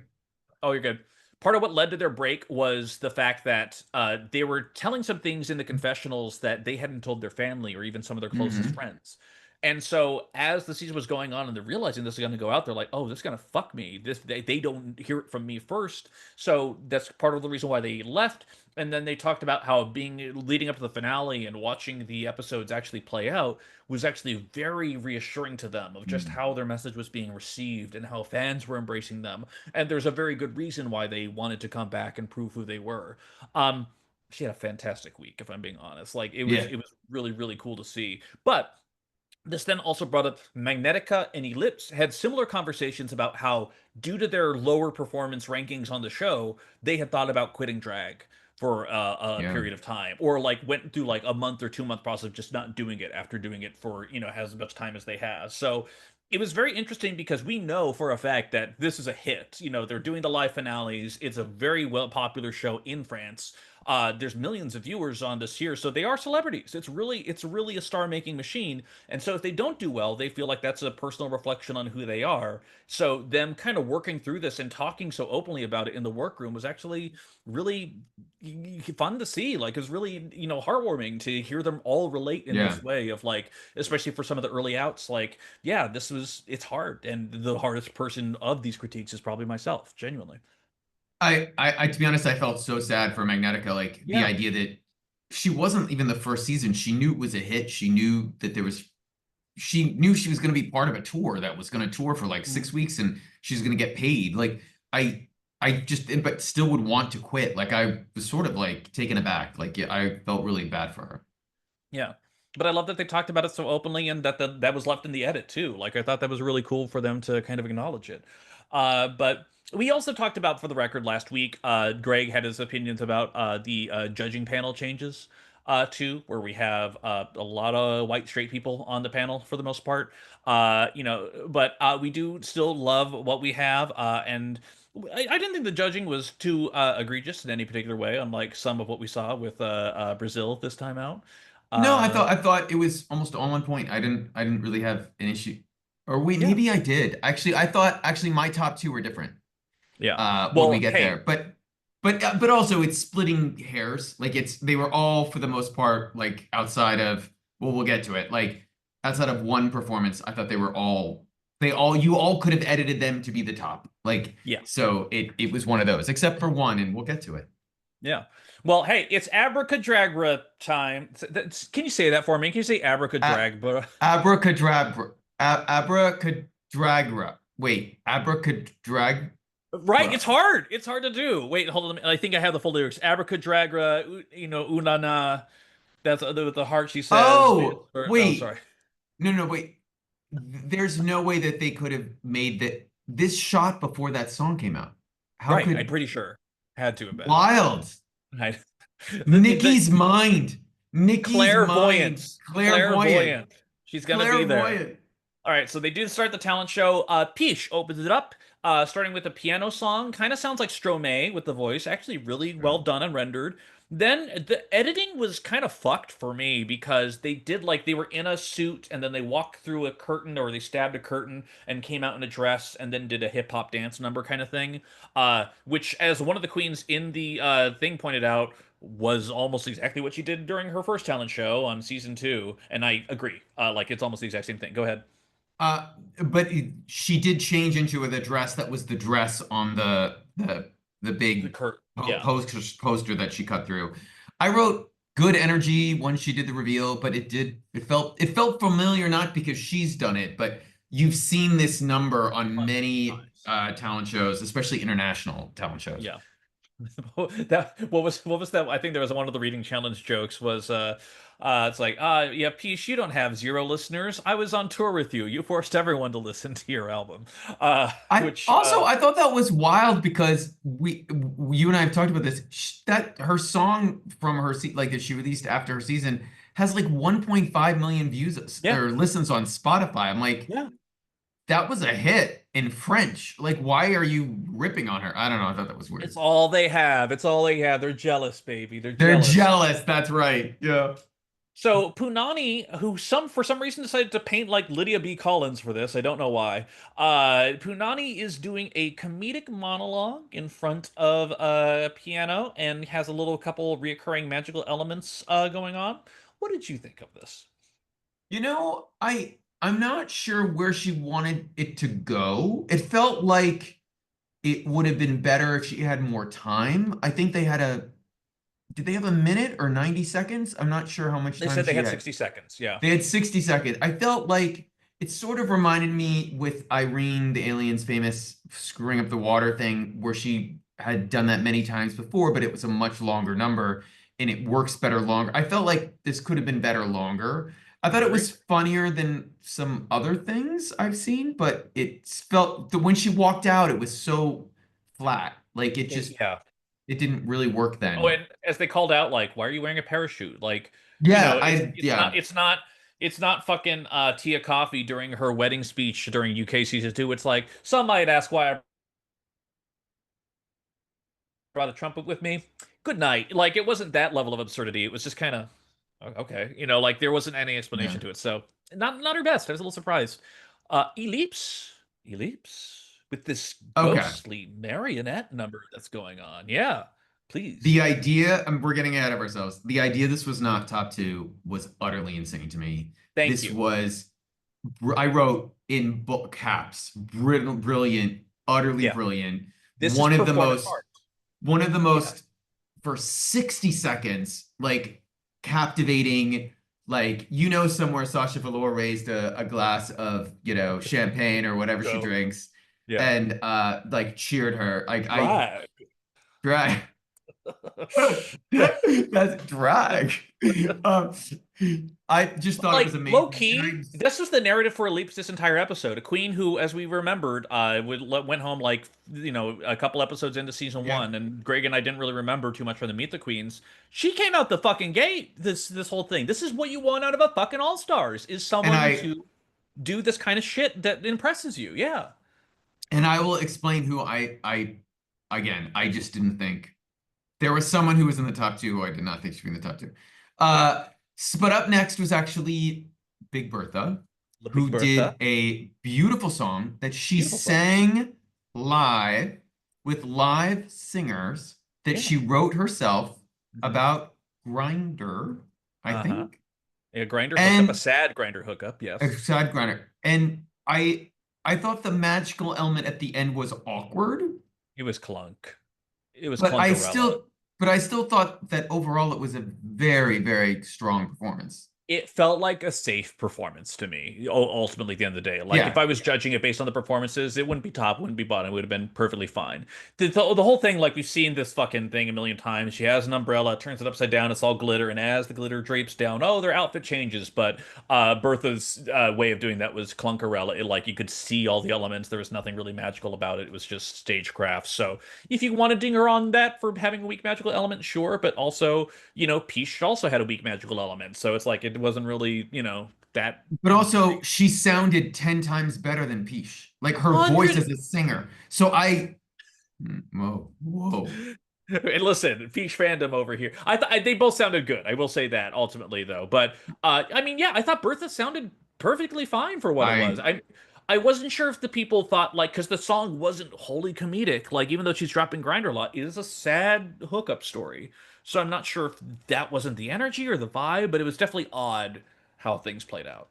I was surprised. But Yeah. then we did have someone who was a little rougher. All right, I'm going to read you my actual note for Magnetica. I wrote down, I don't even know. Because, like, Magnetica decide. Listen, her and Mami Watts did kind of similar things of, like, I'm going to do 800 different things on stage at the same Yeah. time. Except Magnetica, it was just chaos. She was going from one idea to the next. There was almost no cogent idea between it. Like, I'm hiding behind a curtain and someone's helping me, and, like, I'm coming out here in a mustache and a hat, and it's like, girl, slow down. Like, it was just Yeah. felt so rushed in a way. And Magnetica talks about that they went home on their talent show in episode 2 of their season, last in season 3 of France. So, like, they had trauma about, doing another talent show again, so really wanted to step it up, and they absolutely did not. It was like there's some cute parts to it. At times it was kind of comedic, but it just, when you have that nervous energy and it just bleeds onto the stage, like, Yeah. it's even on camera, we pick up on it too. So yeah. I wrote that was rough, girl. That was rough. Yeah. That was a lot. Yeah. But there was someone much better after her. Kam fucking Hugh. It's the thing where, like, have we seen a burlesque number with these two giant feathery Mhm. fans before? Yes, we have. Have we seen it done as a fucking well, not a peacock, but a fucking flamingo hand Yeah. kind of thing, and, like, just trying to imitate the actual animal itself? We hadn't. It was really fun. It was really fun. It was so good. She Yeah. put her on Drag Race Live in Vegas. Like so good. And it just made me like scream that, oh, I want you on a Rue season. I want Rue to I see you. I feel like she'd fall in love with you. I just thought I loved it. It could have, it was definitely high for me. I think she was safe, right? But I, I can't remember, yeah. but it would have been high to me. She was actually in the top, I will Oh, she say. was. My bad. Okay, I can't Yeah. remember. And then we get over to La Nina Delantro. No, I'm sorry, I got that wrong. Moon, who this is another one where I don't know what the fuck is happening with Moon's talent show with these many Yeah. different puppet heads that are popping out of a hole, and I kind of don't care because Hmm. it's the thing where the specificity of her vision is so intense that, like, even if I don't fully understand it, I'm just like, girl, whatever you want to do. You want to crawl out from under there and be a spindly creature monster thing? Okay, cool. Like, she had alluded this a little bit to on her season of being less about female presenting drag and being a little bit more monster coded in what she's doing. Hmm. And she really brought that out to the fore here. And then it's funny because then on the runway, she goes full Womana, which is a whole different thing. But Yeah. it was like, I was entertained by it. I'm not sure necessarily what the magical elements necessarily were, but, like, I just had a good time. I just love seeing someone be that intense, kind of like Lenina Delantro, just, Yeah. like, do their thing so specifically. Yeah. I thought it was super artistic. She painted that backdrop herself. That's all her, and I thought her look was all cohesive with it. I was super impressed, but I just thought it did end a little flat. Like, but Yeah. again, it's this 60 minutes, 60 seconds, and I feel like this episode, you could tell like a bunch of them were like, oh, I need another 20 seconds to really make it work. And maybe future episodes, could it really not have been 90 seconds? Is there really not a way to like make it work in the edit? But anyway, that Mhm. was my take. But I did think she was safe, right? Yes, she was. That is Yeah, correct. okay. Yeah. And then we have Mami Wata, who decided to do a comedy routine But here's the thing: if you're gonna do a fucking comedy routine with a bunch of tiny little bits and jokes, they have to actually hit. Holy shit, did they hit? Holy fuck! Well, I was like low key, like she has an assistant and a helper, like she's like, Nikki, you pick out this card. Is this the card? Oh yes, and then like tosses up like powder and tries to run away and disappear. Like it's so stupid. It's genuinely so stupid, and like making fun of the guest judge the entire time for a stage fall that they had this one time. Like it was really fun. It was like I was so genuinely impressed, truly. I did think it was silly and funny. I did like it. It would not have been in the top for me. I Hmm. thought that if it had been longer, maybe it would have been even better. But I thought even the magic trick, I thought that was perfect, and I was impressed that it she pulled it off. I just thought I thought it was high. I thought it was really good, Yeah. but I didn't And love it. But overall, also, if I spoke better French, maybe it would have played better. So I will mhm. preface it with that. Yeah. I will also say that again, like Mami Watts coming in here with this confidence of vision that is just so unlike what we've seen. Like we knew she Yeah. was a good, talented queen. She just has whatever she did, the work she did is what you want to see from an All-Stars player going forward. And and I'm just so proud of her for that. What would you call the song that Soa de Muse did? Because that Well, it wasn't a was so it wasn't a song. It was a spoken, wasn't a spoken word. Am I yeah, it was wrong? a spoken word thing with effects, kind of like it was like Right. Ethel Kate, kind of like it It was was, with the guy doing the drum. He was doing yeah, yeah, yeah. yeah. It was interesting. I It was loved interesting. it. Oh, you did? Okay, cool. Oh no, I thought it was a big swing. I love that she did it on Drag Race. I thought it was super artistic, but then I was reminded that she did something similar to this on her own on her first season and on Global. I don't remember the one on Global, Yeah. but I think she's done something like this before, which might have hurt her. But to me, this was top two. Like this Damn. was one of my top twos. My top twos this week were Soa and Elips. So, but again, you Damn. could have picked a Okay. bunch. So Yeah. and I don't mean to spoil it because we haven't gone through the runways, but those would have been my top two, which they were not. Yeah. Um, but let's get to the final one, Evan. And what did you think of Misty's thing? Listen, Dance, number, Misty doing a comedy extravaganza. dance routine. She can do whatever she wants. Some of her moves, including some of her cartwheel half turn things, a little clunky. I think so. It's still fun to watch. She knows what she's doing.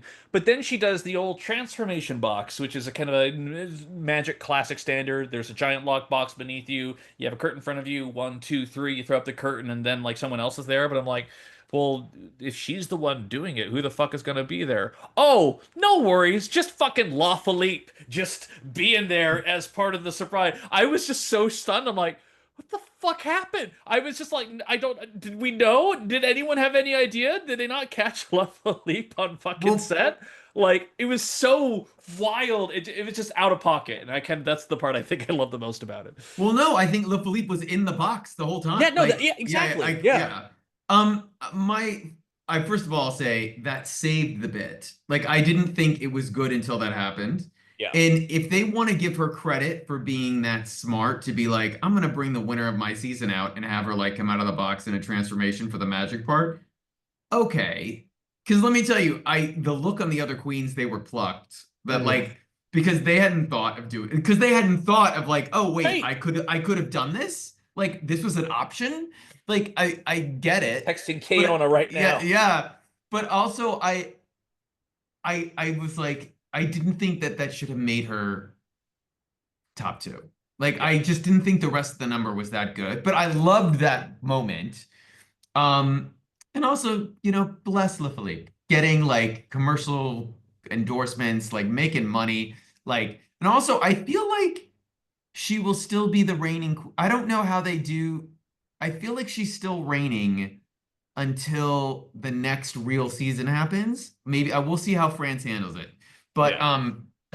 in theory, an All-Stars queen should not replace a traditional season queen. So, but I love LaPhilippe. I'm always there for her.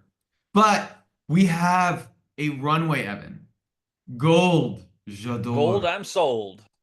Gold, j'adore. And So, so good. Kam Unbelievable. Kam Hugh comes out in I would describe it as a lame sailor outfit. I think, which is very accurate.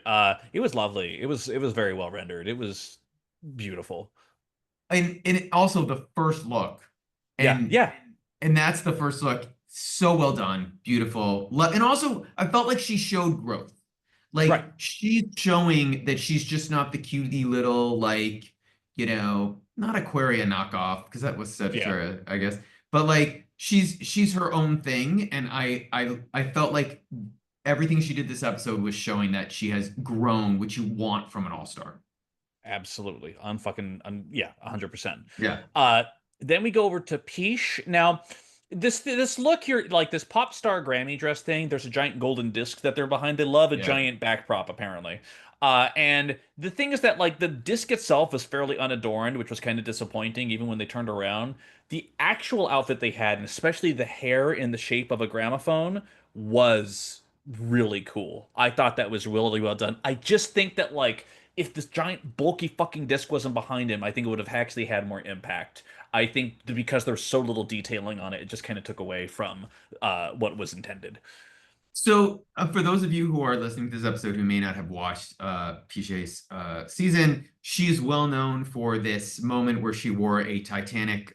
She basically like had the raft that Mhm. Jack and what's her name from the other character Rose. from Rose from Remember, Titanic. she was eliminated from Drag Race France pretty early. Oh yes, are wearing on like on her back, and it's like and she brought it back, I think, for another last season or whatever. Like it's her, it's what she's known for. Yeah. And my thing is like, okay, I get it. You're gonna have something big, another big thing on your back. Is this gonna happen multiple times? Like, are we Hmm. gonna like? I just a little worried about that. Exactly. I did love the Grammy hair. I thought that was super cool. And I was like, okay, this is on brand for her. I get it. Fine, respect. But I hope this is not a trend. Yeah, I would agree. To that end, Misty wore a Cardi B Met Gala imitation look with chains. I gotta be honest, this wasn't one of my favorites that came out of here. I thought the gown was gorgeous. Yeah. Her hair was wild. She has this like she has this like fabric covering the wig at the front, and it's covering too much of it. And because the wig is like detailed, and I didn't understand why, but then I need to look at the Cardi B, but also why are you referencing Cardi B? Just like do gold and do a beautiful gown. Like I Right. didn't understand the need for that. Again, I don't understand why she was fucking top two this week. This is part of my thing. I didn't understand. Yeah. Um, but here's the thing. Still better than any. No, I shouldn't say that. Better than many of the All Stars runways. Not necessarily this week, Yes. but in other week on All Stars 10. But Yes. still stunning. We're splitting hairs, by the way. This is all top tier drag. Like this is all great. Absolutely. Magnetica. She comes out as a sun goddess. I would say this is a very good look. It didn't have the wow factor that her Mhm. entrance look had, I would say. I still very much enjoyed it. But it just wasn't on the same tier as some of the other queens that were delivering this week, in my personal opinion. I thought it was a little tame for her. Like Yeah, I thought it was normal. I was expecting more, which is yeah, good. You want to expect more, but I still thought it was beautiful and incredible. And yeah, yeah. Oh, but fucking Ellipse though. Fucking Ellipse with this fucking like this David Bowie-esque kind of like royalty vibe that's going on. I fucking love this fucking thing. I thought this was absolutely top tier, and I was a little disappointed because Greg sent me the photo shoot that they did on Instagram, because of course it's drag queen is nice. what you do, and they don't fucking like that shit right. Like it pops on No. this fucking Drag Race France stage, and in the studio, I don't know why they decided to go with like limited lighting to not highlight the fucking gold of the gold. So that was a little weird, but It, just on stage, it was a knockout. it is this striped print of magenta and Yeah. gold, and I want it. Like I want to own it. I want to wear it. Uh-huh. It is one of my I'm telling you now, it's one of my top 10 all-time favorite runway looks ever. Like I love this look so much. Like it is So fucking good. Immaculately Like, executed. This is what you want. oh, Fucking all stars, bitch. Yeah. so good. This is why France has like the best runways, like hands down. So good. Yeah. Next, we have Punani, who goes a little bit off script with something that's not purely gold. Instead, it's like this. How would you describe this? So, first off, the color is this mix of kind of this like gold mouth, purple mix going on over kind of like these very specific ruffled, weighted elements as part of the dress, too. This poofiness on here. It's so off color or from everyone else, but still within the gold category. It's very deliberately trying to debunk whatever the narrative of the runway is. What were your beautiful thoughts on this, Greg? I again, this would be I love this look so much. Mhm. It is so unbelievably gorgeous. She took a dress that she made. By the way, the whole outfit is recycled materials. Mhm. She made out of a recycled dress it's in real life it looks actually more blue than purple on the stage that we saw in the Mhm. episode. Did a photo shoot or she showed a making of making it and it looked more blue. And then spray painted the gold all over it. And then there's these pieces of plastic gold, fake gold that are all over it and on her face and all and I just I love this. Like I just think it's exquisite, it's fashion, it's art. She's so good. Like this is why I loved her on her season. Like I'm just so impressed. Sorry, I'm Yeah. repeating myself, but You're these runways okay. were incredible. That's what Um, we're gonna get every week on here on Worldwide T. We're gonna because ramble. and then the next runway was Soa in this stunning headdress with this gown, and the detail on it was just unbelievable. What did you think about it, Evan? I mean, when you're doing a Brazilian, well, I think she said it was Brazilian fertility goddess, I think is what Yeah. she described it as. And like, sorry, this is what you spend your money on. This is what you do with your winnings, is that you want to go all out like this. It's interesting because we've seen similar-ish looks on it. This was immaculately rendered, but the only thing for me is that I didn't have a wow factor of it just because I've seen this type of look before from a lot of different queens. This might be the best iteration of it, but it didn't have it didn't necessarily bring us anything new. And you could maybe say that about the Elips look. Like there's been kind of glam rocker type things before, but hers was just so professional, so point of view direct. Go ahead. Great. It's okay if you disagree. It's fine. I have Yeah. to disagree only because the detail on the headdress itself Yeah. is so gorgeous. The It's so headdress was the best stoned. part, easily. Yeah. Like, and also the it's not even a necklace. It's like a neck dress that goes over her breasts. But you even like her GAS sisters, like the comments from them are just they're like blown away. Like Yeah.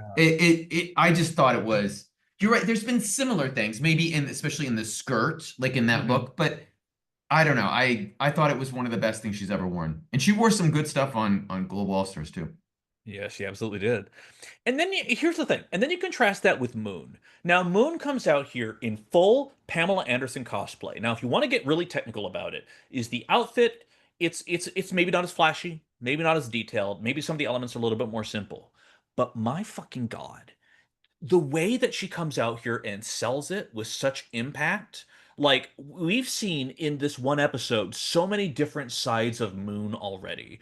We've seen from that wild child entrance look to whatever the fuck she was doing as a monster during the talent show to this like confident full womana tits out ready to go kind of attitude. Like rarely do I truly am of the mindset of like it doesn't matter how it looks, you just have to sell it on here. I think in only a couple rare occasions has that been true on Drag Race, and I think this is absolutely one of them, where it's like the outfit by itself is good, it's fine, it's tough when you're competing against some of these other girls. She still sold the living fuck out of it, and I thought it worked because of that, truly.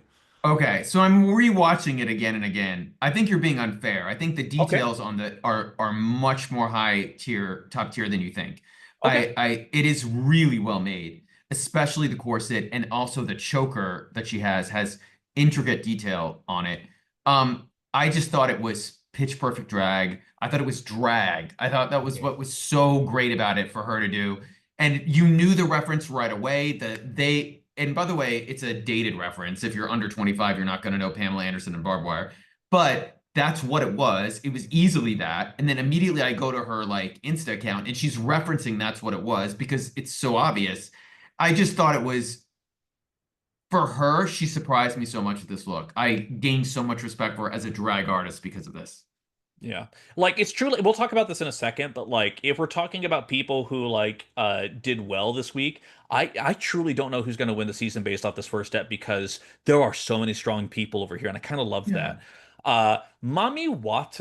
Mommy, if we're going to talk about people walking in with insane animal heads on top of immaculately rendered outfits, there's our part two, baby. I think there is a specific reference that I got here, and maybe someone can correct me in the chat or in the email, worldwideteapod.bsky.social@gmail.com. Uh, Pao Dian is what it was referencing, kind of a donkey royalty thing. But long Mm. story short, fucking Mami Wata with the stupid plastic donkey head on her top, but then in this immaculate royal fluffed out golden dress, with it is like. Jesus Christ, she's not playing. She's not fucking playing, Greg. It's like truly stunning what was able to do here, on top of some of the other runways we've already had. So we've talked about in the past is that there's something about France, Spain, and Italy where they have access not just to different designers than the US, Mhm. UK, but they have access to fabrics and detailed fabrics that just aren't in North America or in Australia or in the Philippines. And Yeah. this is an example of her being able to have it's by the way, it's not I'm not diminishing what it is, but it's why it's so good. And the detail is incredible, especially around the top of the oh my gosh, what is it called? The collar, The bodice. the bodice. Yeah. If you just look, it is on the stoning, all the gold. It's just so good. It almost makes me wish that she did a photo shoot without the donkey head Right. with it because Like, it is such a beautiful dress. But she committed to it, and that's what's powerful about it. Now, if this yeah. is why she was in the top, okay, but I still don't think they're all outside of maybe the next runway. Like they all were pretty fucking great. So I don't know about that. But again, just to watch this episode and have one after another, after another, after another. I can't remember. Maybe this experience happened on All Winners. Maybe not. I feel like it's happened on French and Italian seasons where Yeah. queens come out after time and time again. But this is why you watch fucking Drag Race France. It's just so Mhm. fucking good. Yeah. Oh, And to your point though, like I think about like would I still love this dress? Would it still have the same impact if the donkey head wasn't there? And I think if the donkey head wasn't there, I think it would have been a very beautiful dress. And the more I think about it, I'm like, as stupid as it is, the donkey head gives it character, gives it a oh. specific focal point that's going to remember it. So I'm kind of like torn on it, but like I know where you're coming from. I see it, but like yeah, it's still beautifully well done. And then, honestly, you kind of compare it to what Big Bertha rounds out this runway with this kind of golden burlesque-ish outfit. And I don't know about you, Greg. I just didn't feel like this was on the same level of as everything else. So the funny thing is if you look at it, it's so well made. Like it Hmm. really is. And maybe it's the wig. Maybe the wig was a mistake. Like it doesn't really flatter her face. But the outfit itself is like for a big girl, like Eureka would die to wear this. This is it is impressive. The heart in the back, everything is stoned.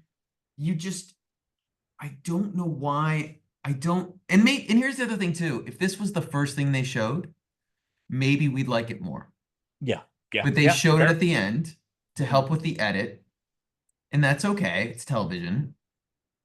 Maybe, but again, they're all good this week. Like no one was bad. Mhm. It's a great overall runway. Like I can't find one bad look. Like again, to say it again, splitting hairs. It is one. I'm gonna just say it. It's one of the best overall runways I've ever seen. Yeah, I I've would said agree. it. Yeah, there. And It's done. yeah, In the books. In like history. literally, Big Bertha would be on a fashion photo review for another season, top two to the week.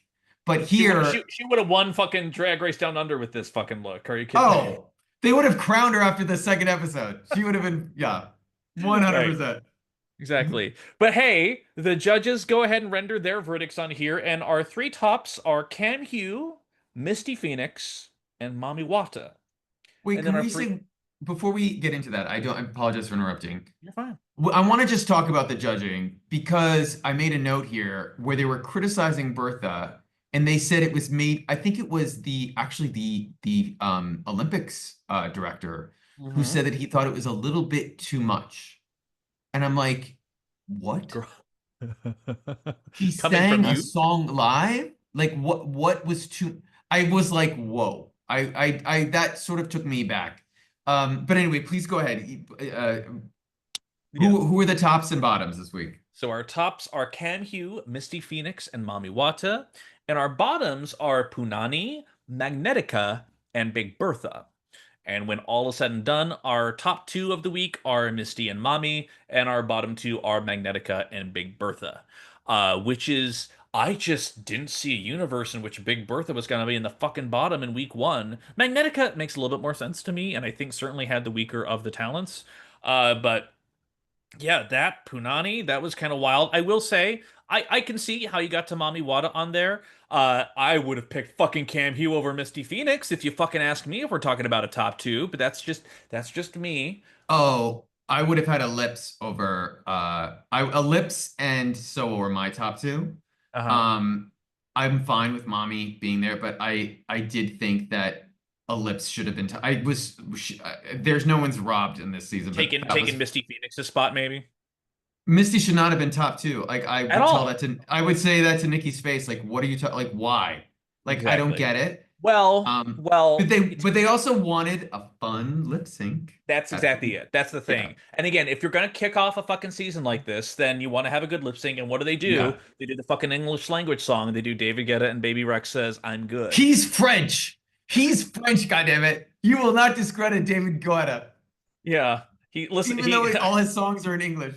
That's the world's biggest French artist. Gave us one of the greatest lip syncs of all time for Drag Race France. Let's be real. Listen to our Yeah. podcast. Before we get to that, though, in the critiques, of course, this is all classic All Stars format, so the queens do have to defend their life a little bit. And Magnetica makes a very interesting case where she's like, "Listen, Big Bertha, she has things she can go back to.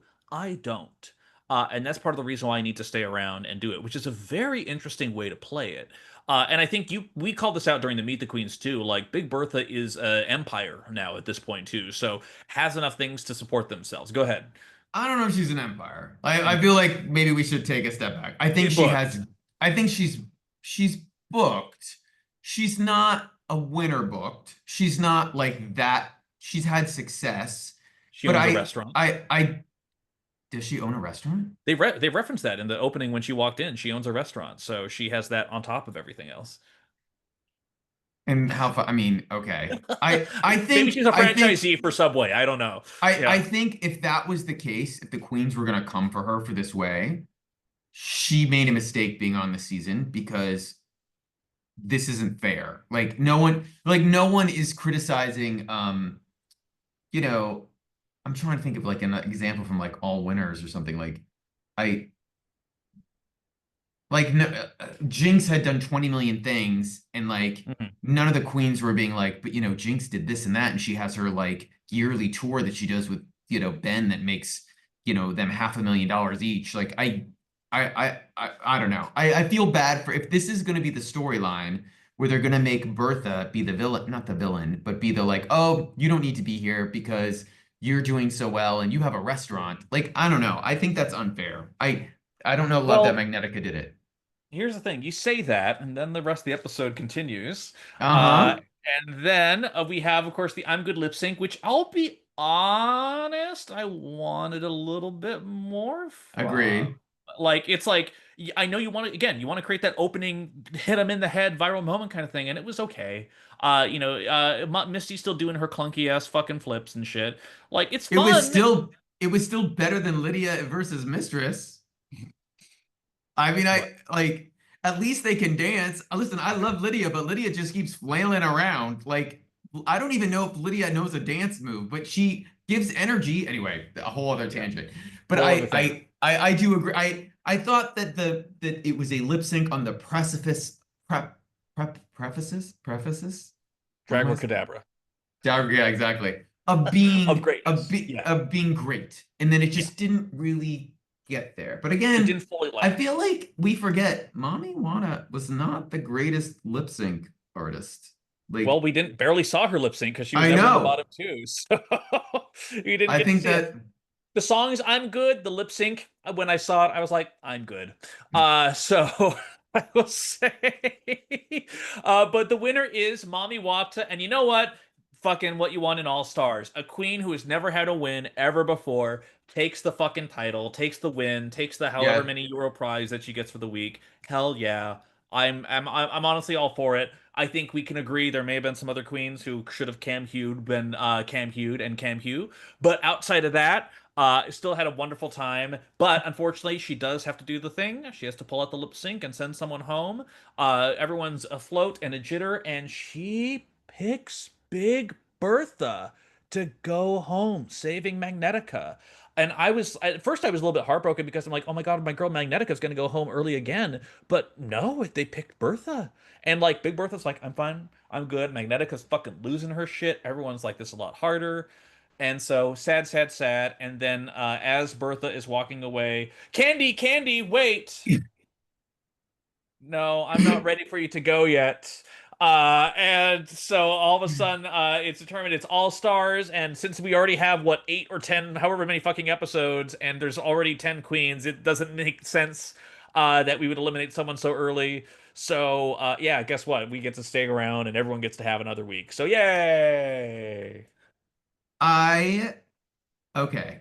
So I have to say, I thought it was a little cruel. Like and also like to, I would, I don't know. I guess the candy, I mean, I did think of that like when it happened, but I also was like, oh, why are you doing this to her? This is like an all-star season. Like just tell her right away, you're safe. Like, I don't, if they thought it made good TV, fine. But I think the more important part is they allowed the drama to be set up for the next episode where they're all back but they know that Mommy has picked um Bertha to go home. Yeah. So that And then is we get to see called, Misty's lipstick, and we get to see all, whatever yeah. else is fucking happening. And So yeah. that's called good television.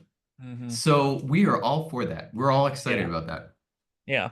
Overall, I'm not sure if I would call this like one of the greatest episodes of all time, but it was extremely good. It was extremely good. And it's like I just had such joy watching it. It's just, sometimes with all, I don't know how you feel, but like sometimes with All Stars, like it's like a bunch of people that you want to see together. I don't know Mhm. why. This felt like old friends like coming together, Yeah. which is like the best part because even when fucking like Espana happened, I'm like, oh my God, Pink Sharota's gonna be here, and then they eliminated her first, and it felt correct.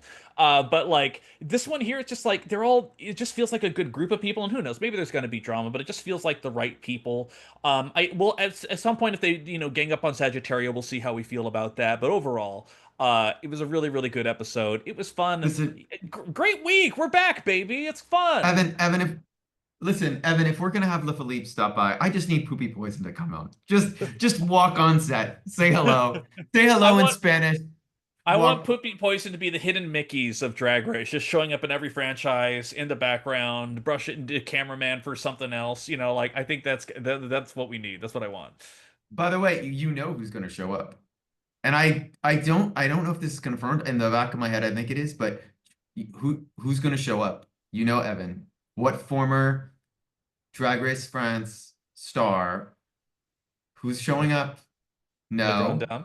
Oh, You have one more guess. I know you know who it is. The second you realize who it is, you'll go, of course. Who's not going to show Kiona? up? Who's gonna show up? Who's gonna show Lolita, up? Lolita Banana. She won't, she won't not. She still lives half the time in France. Nikki's friend, like, there's no way she's not showing up. You Yeah, know she's got to be there. yeah. Mm. We'll see. We'll see what happens. But either way, great There's a, week. We're by the back, way, there's a baby. rumor. By the way, I will say this because it's online. There's a rumor that Lolita is the reason why there's going to be a new permanent judge on Drag Race Mexico. Imagine Lolita getting rid of a co-host of Drag Race Again? Mexico. Mm-hmm. No. Not host, but one of the judging panel. Your favorite is gone. He's gone. So wait a second. Wait a second. For all this Yep. shit that you give to Lita Banana, she's going to rid us of the curse of Oscar Madrazo, and you're going to give her shit for that? How dare? How dare? Yes. What did he ever do? He's just nice. He's just a nice, kind gay man. Like, what is he, Listen, Mexican gay man? I have a useless gay person on the panel. His name is Dudu Bertolini, and he's fabulous. I don't need two of them. I went to Costco and I didn't need that deal. So listen, either way, Anyway, we went on a tangent, but I know, don't mind us. before We're just first of excited to all, be back. we're so excited. And just really quickly, Evan, we're an episode in. We didn't ask this about Brazil. We'll ask next week. But who do you think is winning Drag Race France All Stars? All right, so I'll be honest. After this episode, a couple things changed for me, and I have two answers. The one who I want to win right now, and this may not have been my favorite, but I kind of fucking want Moon to take it right now. But if I'm being real, in terms of people who might win, uh, while certainly Mami Watts might be pushed a little bit, am I gonna be Team Kam Hugh? She fucking earned it after this week. So we'll see what happens. But in my heart of hearts, I want Moon. But I think right now Kam might be a real contender. So we'll see. How about you? I think Mommy's gonna win. Okay, I feel like they're telegraphing that like right from the away. mountaintop. I just want Soa to get to the final. That's all I want. I want her to, I Mhm. want the queens who were finalists to make it to the finale. Yeah. Um, and I, I feel like Pinche is a favorite of production. I feel like we have to watch out. We should say, by Listen, the way, they have not shot the finale. The finale is a live correct. finale. It's That's being correct. done in a couple weeks. Like it's towards the end. It's like literally Yeah. like they'll do another break. Like you'll see the final episode, they'll shoot the finale, and then we'll wait 2 weeks and then we'll come. So Yeah. there's nothing to spill. We don't know who's won, but there will be a live finale. And as you know, Greg, I am the world's number one Peach fan and one of my all-time favorite queens Yes. on here. And after this week, I didn't see the things that I needed to see out of Peach. But I'm willing to give chances, and I love Peach dearly. But this was not Peach's week, and you know what? That's fine. I'm gonna if I love having options, and we'll see what happens. So yeah. We'll see what That happens. being said, we always do the thing that we do at the every Yep. episode, which is that we shout out a international queen to go forward. And listen, I'm going to talk about mine real quick because she was brought up already. She was brought up already earlier in a Brazil episode because she was one of the trivia questions on here. And you know what? I love that they referenced her, and I think we've referenced her enough too, but it's worth highlighting, it's worth shouting out. The one, the only goddess that is Melissa Bianchini. Forever robbed, but I'm kidding. She wasn't really robbed, but still a lovely and incredible queen who did extremely well on her season because she was the motherfucking runner-up.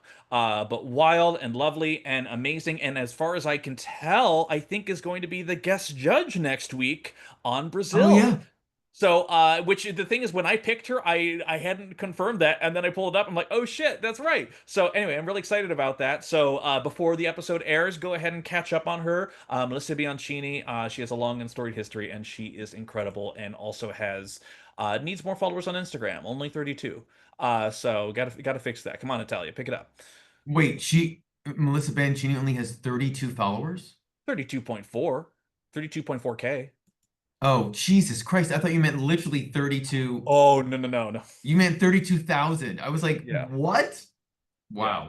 Wow. So my queen this week, in case you're wondering, I'm in a hotel room for those of you watching on YouTube. I am doing my workation in Greece. I do this every year. Life is good.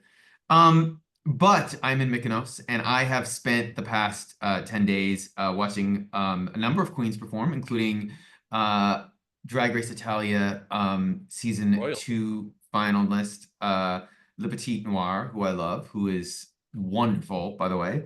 But there's a queen who has been holding the fort here. She has been doing drag for I think for like 4 years. Her name is the.nikiya. You spell it Nikiya. Again, we put these tags in our social posts and on the YouTube. But you can follow her at the.nikiya. She is doing 4 shows a night, 7 days a week, at Jackie O's at the club down near the beach and in town 7 days a week. And I am so I barely know her, but it is so hard to do that and to be upbeat and to be positive and to do it for 6 weeks. And I just this is like a Lucius luscious mascara, like this is a call out for the working girl queens. Because she is fucking killing it. Check her out on social media. She told me last night she has 32 numbers she's like working through. 32. That is wild. I should also say the reason why she's having to do all this by herself is because two of the regular Mykonos Shakios queens are on season 18 of RuPaul's Drag Race and were unavailable until August 1st. Wow, I wonder who they could be. You'll just have to go on Hmm. social media and figure it out. I'm not going to say anything more, but I'm very bummed I'm going to miss them. But anyway, follow Nikiya. And by the way, she's Italian and she is I will spill this. Fingers crossed for the next Italian season. Hopefully she gets on. So Yeah. heard it here first. Heard it here first. Well, I like how we both kind of referenced Italy Yeah. incrementally, through our queens here. But as always, do us a favor. Follow us on the social platforms, which is, of course, Worldwide Tea Podcast. And that's both on Instagram as well as on Bluesky. If you have any feedback for us, worldwideteapodcast@gmail.com. Please leave us a review.